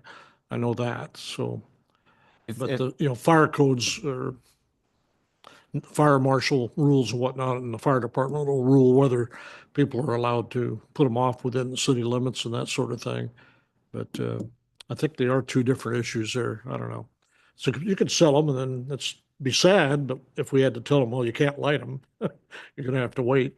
Well, if we gave them clarity, just for discussion's sake, I don't have it solidly in my own head what Me the either. right course is, but for discussion's sake,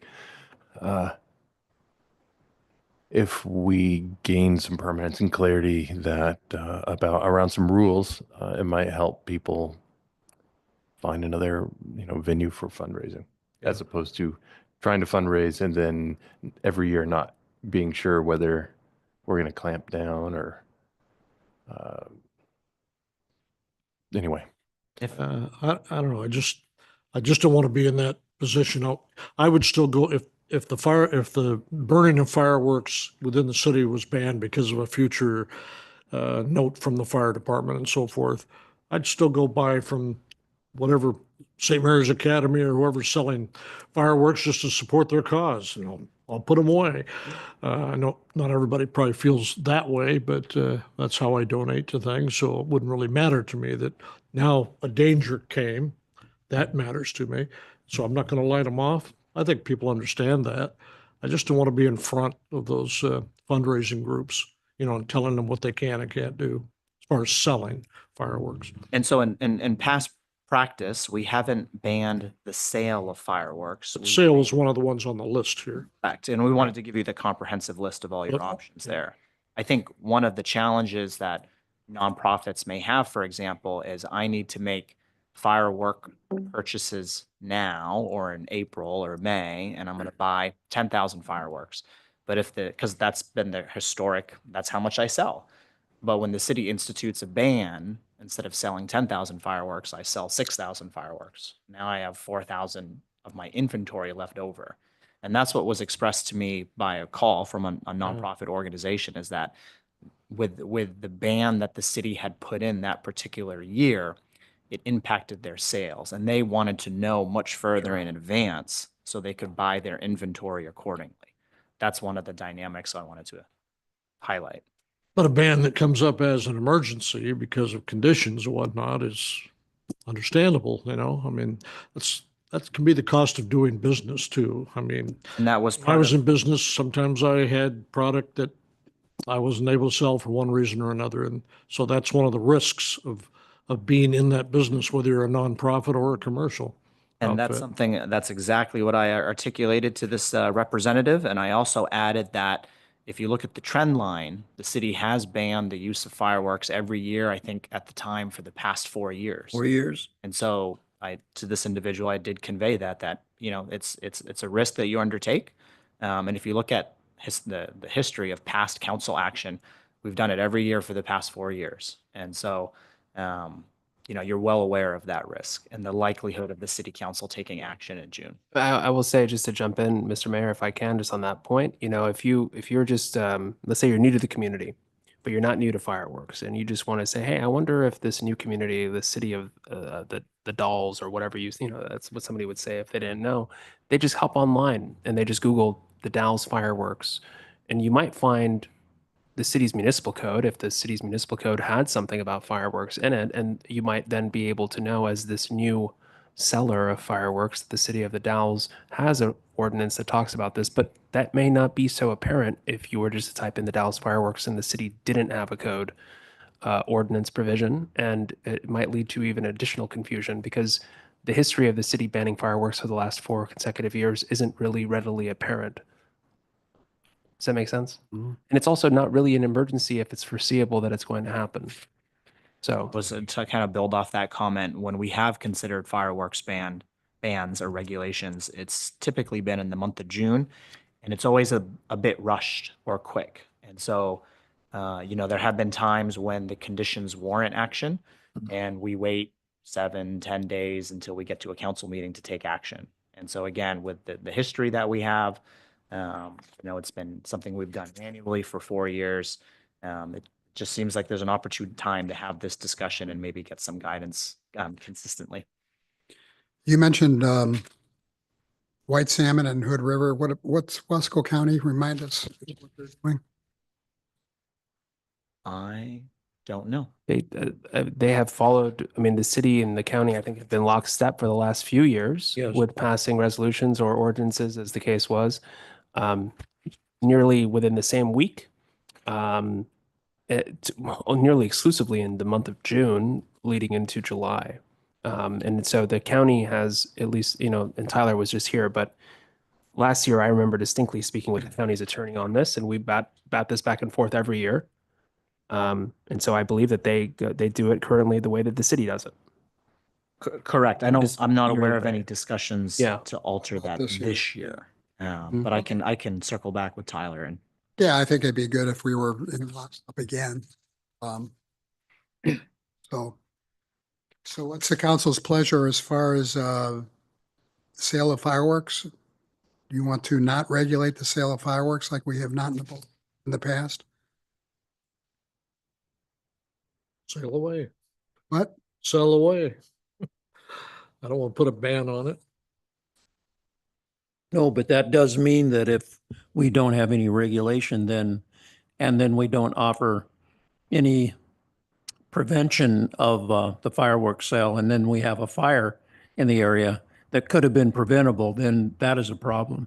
That's covered by having a caveat in that permit for selling, isn't it? Mr. City Attorney? You Not certainly could. responsible for what True. may or may not happen. Well, I'm sorry, what was the last part? By selling a permit, we're not taking on responsibility if a fire starts. Oh, yeah. Was that what your point was, Councilor McLaughlin? I'm going to come back and, the way I see it, we either have unbridled, just let them sell and let them shoot them. That's one option. Then the next option would be if the fire season by the fire department or fire, if the threat is high, then that's when we have closed it in the past. Or we just ban outright the sale of fireworks in the Dalles. That's how I see the 3 options. So, and I'm more inclined towards the middle one, which is what we've done in the past, which doesn't allow, if people see that the weather forecast for the month of July and during that season is going to be high, that's when they have to make a decision. Also keep in mind that the city does support a commercial firework display so we don't completely not recognize and celebrate the 4th of July. So those are the 3 points that I'd like to make, that we do support it. Is it reasonable to completely ban? And I think some communities have, completely done away with fireworks sales during the summer months especially. Well, and I think there's a distinction here between, adding restrictions to a business owner who is selling fireworks, not necessarily using the firework. True. That may cause a fire, hypothetically. Right.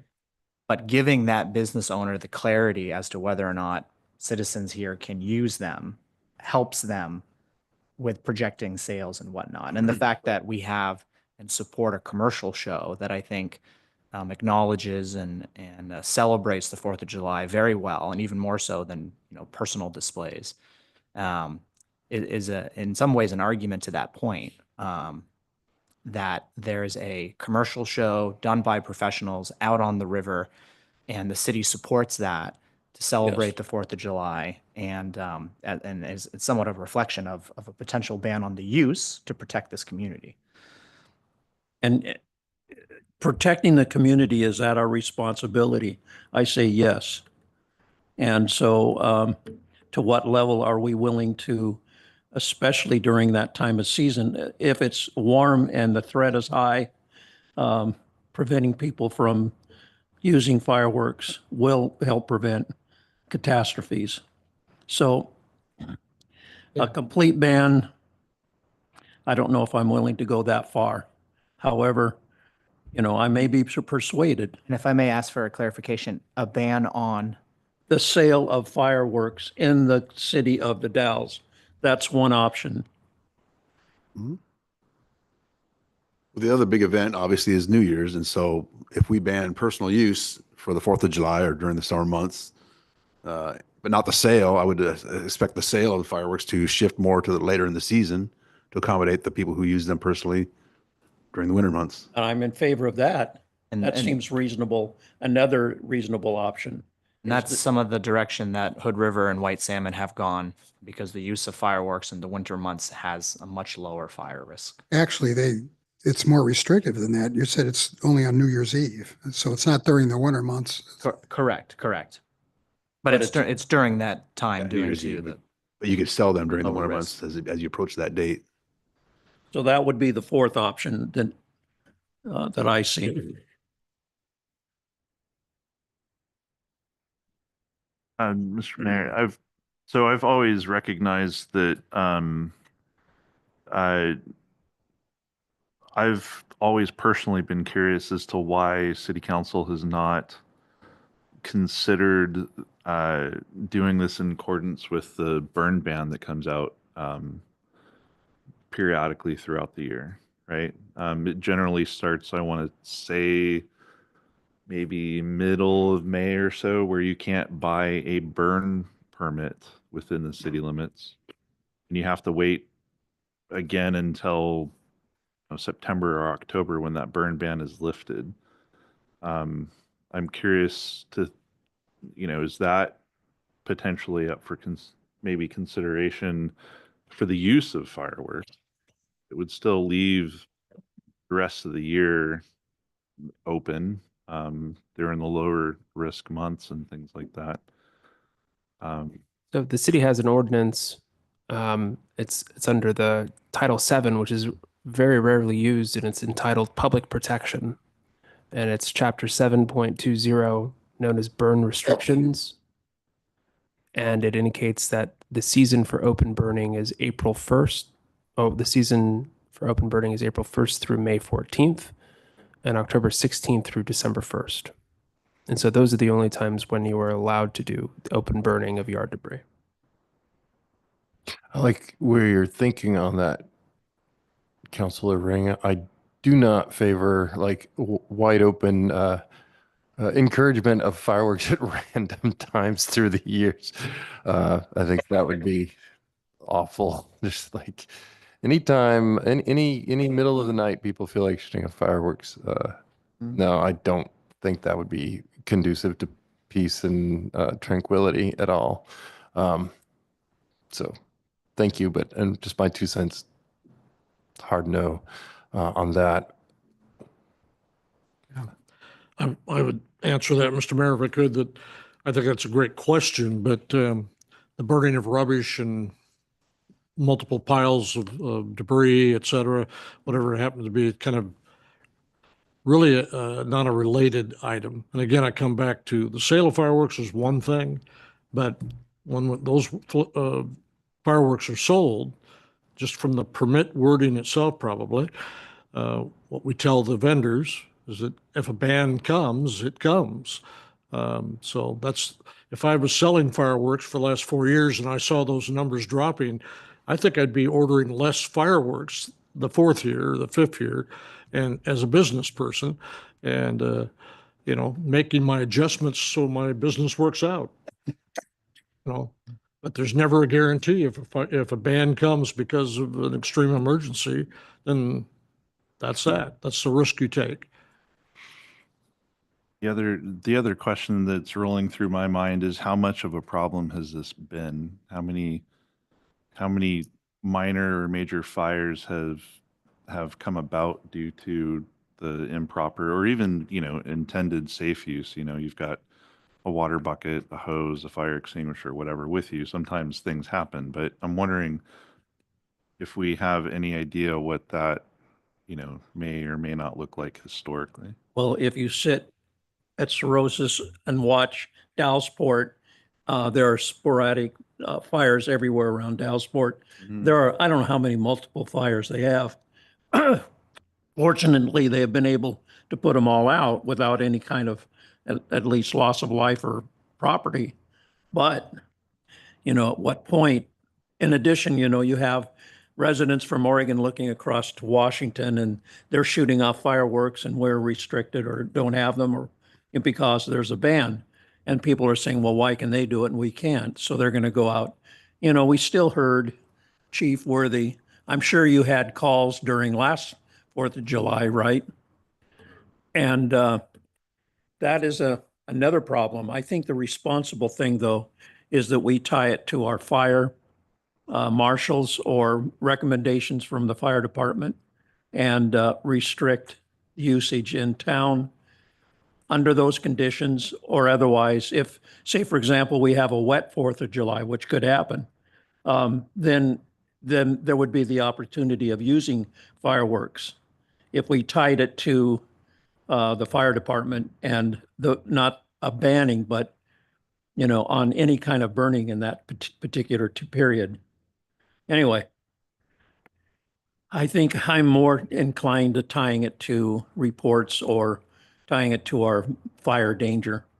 And that doesn't give those vendors any more options. Well, they just know that they would have inventory they couldn't use if it was hot. You take a risk. Okay, at first I thought you were saying that you agreed with Counselors Richardson and Randall. Now I'm a little more are you suggesting that we allow some flexibility? No, I'm looking for, I'm just, if we're in discussion, don't you want to take a look at all of your options that are out there and you want to, I want to see totally, you know, what potentially we want to promote a celebration, however, responsibly and knowing that we offer something else, another commercial fire that enters into that decision. So my preference is that we hinge it, our sales, we just go as we have in the past. And if there's a fire warning, then at that point, then we restrict along with the fire department and along with the county and other entities who all also put restrictions on fires, open fires, fireworks. I would tie it to the fire department myself, but that's. What if the fire department doesn't act on this until June? Chances are they're not going to because of they can't predict the weather and the temperature and the fire season. Right?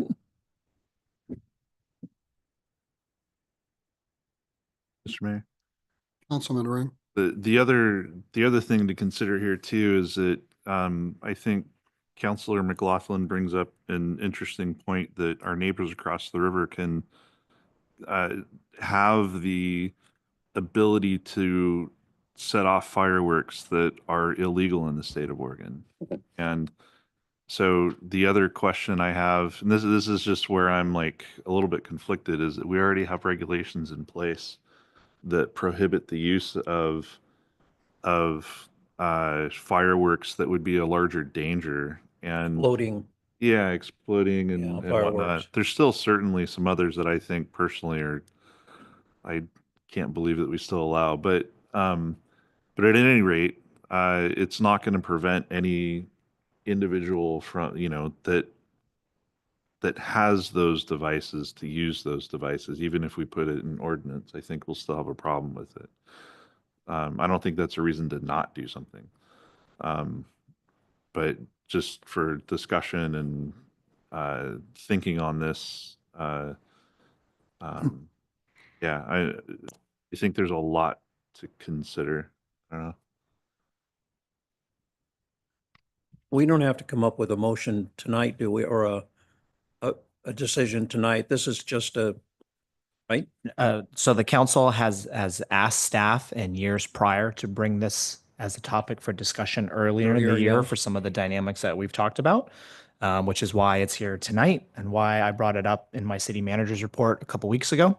And what staff is looking for is council direction on what you'd like us to do. So if you want us to prepare a resolution or an ordinance or think about how we could do something in a particular way, or to not bring it up again until conditions warrant it in June. And so we want to be consistent with what council is directing staff. So that's why it's here tonight, not for an action. I don't think there's anybody here who wants to wait till June. Am I correct in that? I think actually at least two people said wait till June. I don't know. I didn't I think catch that. if I may, what I may have heard is that consideration of implementing a ban on the use of fireworks in response to adverse weather conditions or drought, which typically occur in June. And so we'd be implementing a ban in June, potentially. I feel conflicted because it's easy to, or at least I find it easy to sit up here and say, well, there ought to be a rule and ought to be a law, and let's do that. And I try to kind of rein that impulse in and make sure that it's needed and reasonable. I do think some regulation is reasonable. I do think there ought to be a law, but if we at least give clarity to our neighbors and to people that might be wanting to sell that, you takes your chance if you do this, because there's a good chance we will ban based on drought and climate conditions or weather, annual weather conditions. I'm okay with that too. And we may well be passing a ban in a few months. I don't know if that's the level of clarity that would be useful to staff to just say, we will visit this every June. Yeah, and if I may expound a little bit. So we have council meetings on June 10th and 24th. And if drought conditions are declared on June 26th, in order to implement a ban ahead of the 4th of July, we have to call a special meeting. So those are just some of those practical realities of and I'm not arguing for it. I'm just, when staff's doing this work and we're going to call a special meeting for a ban like this, I just don't be surprised. If I think we did that last point. June, actually, right? Yeah. I go back and repeat what I started off with. Sales is one thing, whether it's commercial or fundraising groups. As long as our permit is clear about, we're not taking responsibility for what you do with them. We're just giving you a permit to sell under whatever conditions the permit says. The secondarily thing that we need to put out there when we hand out a permit is that there may be a time, fire department, fire marshal, et cetera, the county comes up with a fireworks ban because of weather and so on. That's a separate issue, and they have to be aware of that so that when they're purchasing their product, building their supplies to sell product, that they have that knowledge, which I think reasonably people do.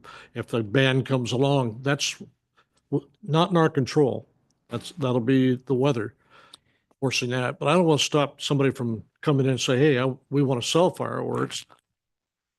We could certainly give them the information, what's happened the last 4 years. It might help them with their purchase if we want to get into that. But I don't think that's necessary on our part either. But fundraising is a big thing in this community, and we have a lot of groups, Boy Scouts and others, that take part in that every year. We're not Washington. Only certain types of fireworks can be sold in the state of Oregon to begin with.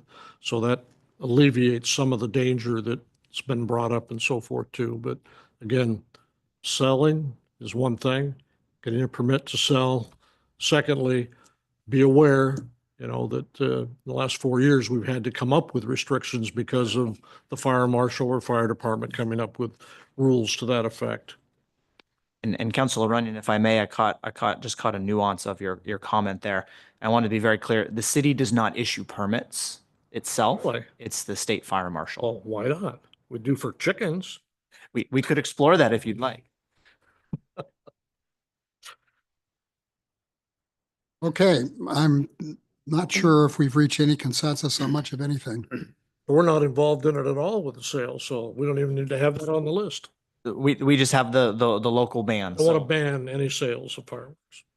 Mr. Mayor, do we know exactly what, for example, the city of Hood River, because I'm going to use them because they're in the state of Oregon. What sort of restrictions do they put on fireworks? So on the 4th of July, they've put something in writing that says that you can permitting fireworks use solely on New Year's Eve. But during the 4th of July, what specific restrictions are put in place? Like they can't even light off a sparkler or something. I think they call the term as safe and sane fireworks or something Yes. like that. Yeah, so in response, Mr. Mayor, I think Hood River's kind of in the similar position we're in. And so in prior years, I've actually coordinated and communicated with the city manager in Hood River, in June, making these decisions. And so at the last city council meeting for Hood River, they meet the same times we do. So this was the meeting 2 weeks ago. They received direction, kind of like staff is seeking tonight, to prepare. So I don't know the specifics of their ordinance. That's what they're working to create to come back for council for consideration and potential action. The exact kind of direction we're looking for this evening. If you want to see something like that, we'll work on that, and I'll call up the city manager in Hood River and see exactly what they're doing, and maybe copy and paste for over here. But if you're not interested in doing something along the lines that Hood River is doing it, I won't allocate my time in that fashion, and would explore and do the work necessary as you've directed me. Mr. Mayor, in addition to everything that the city manager said about Hood River's potential dynamics in the change in their world of fireworks, I have an iPad now, and so I can look up things really quickly during meetings, and I think it makes me an effective attorney, or more effective attorney.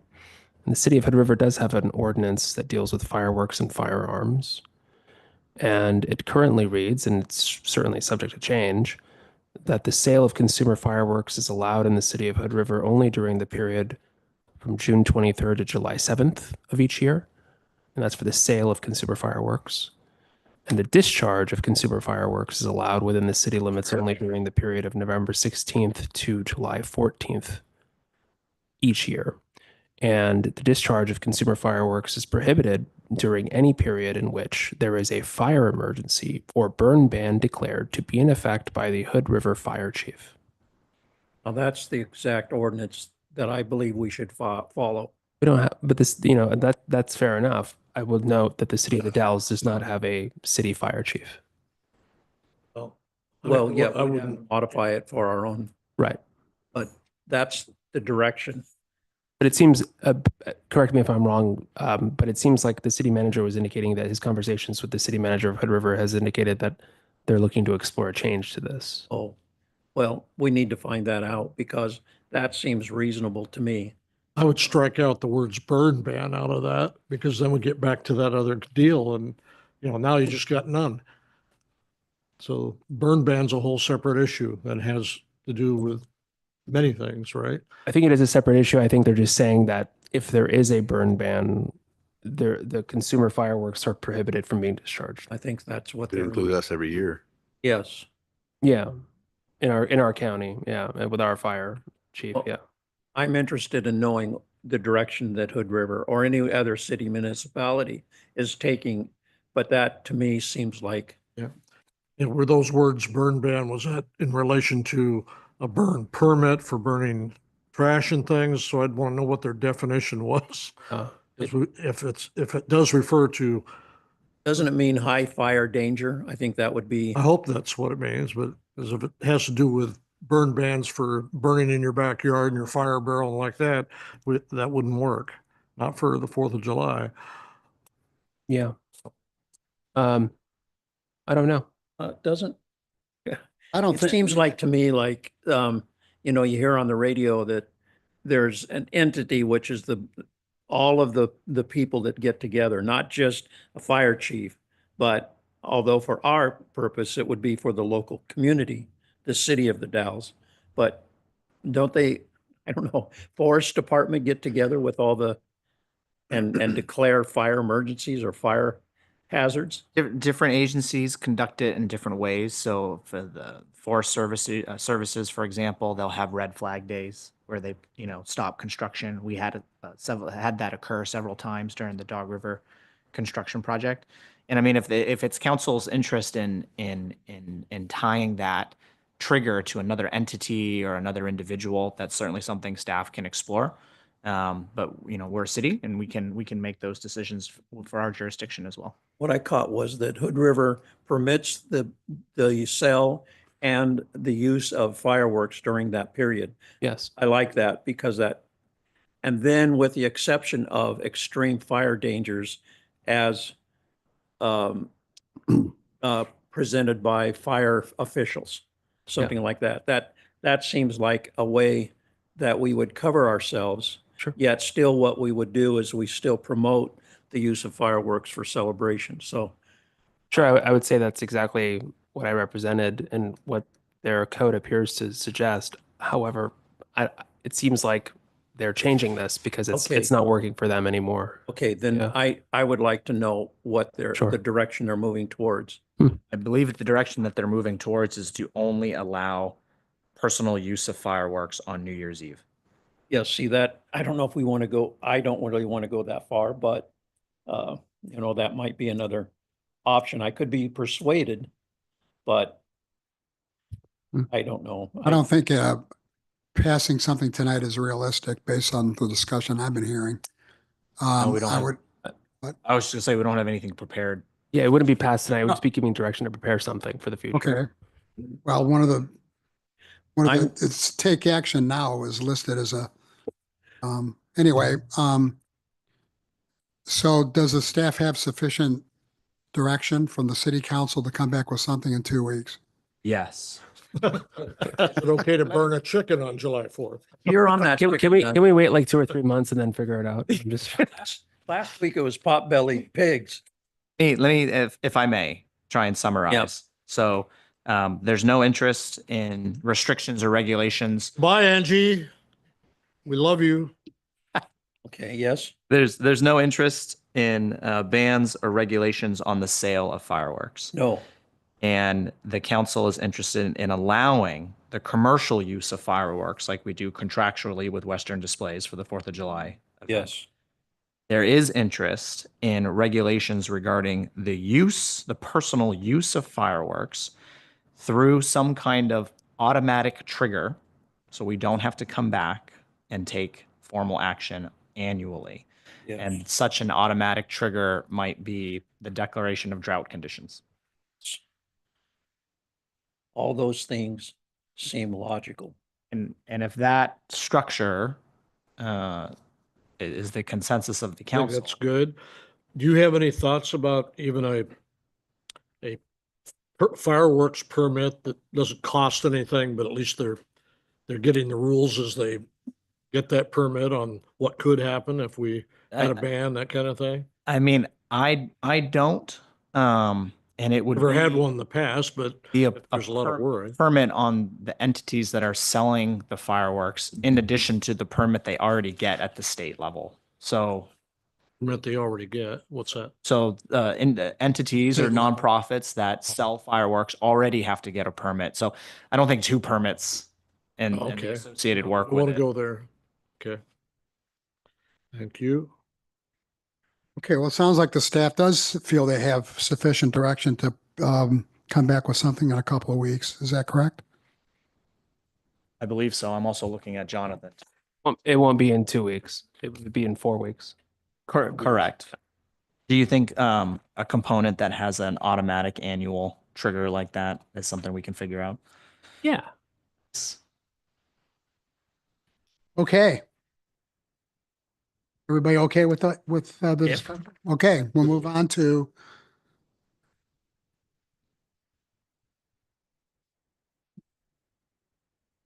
City Council of the City of the Dalles will now meet in executive session in accordance with ORS 192.6602D to conduct deliberations with persons designated by the governing body to carry on labor negotiations. Representatives of the news media shall not be allowed to attend the executive session. All members of the audience are asked to vacate the room.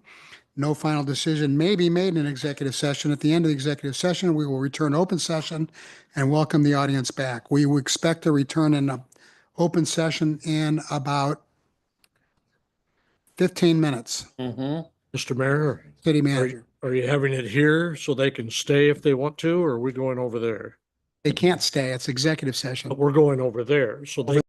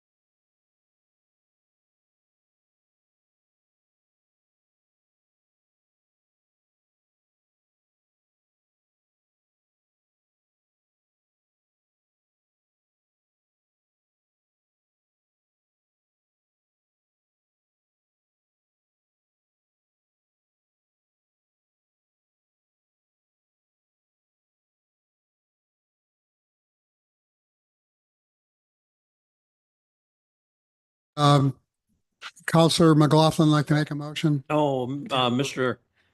Councilman Ring will do it. Councilman Ring, would you like to make a motion? Yes. I move to adopt the revised collective bargaining agreement dated March 24th, 2025 with the Dalles Police Association and the City of the Dalles effective July 1st, 2025 through June 2028. And McLaughlin seconds. Okay, any discussion? All those in favor, please say aye. Aye. Well, let's do a roll call vote. Yeah. Yep. Counselor McLaughlin, Aye. Counselor Ring, Aye. Counselor Randall, Abstain. Counselor Richardson, Aye. Counselor Runyon, Is that it? Motion passed. Hey, I'm running this meeting. Okay,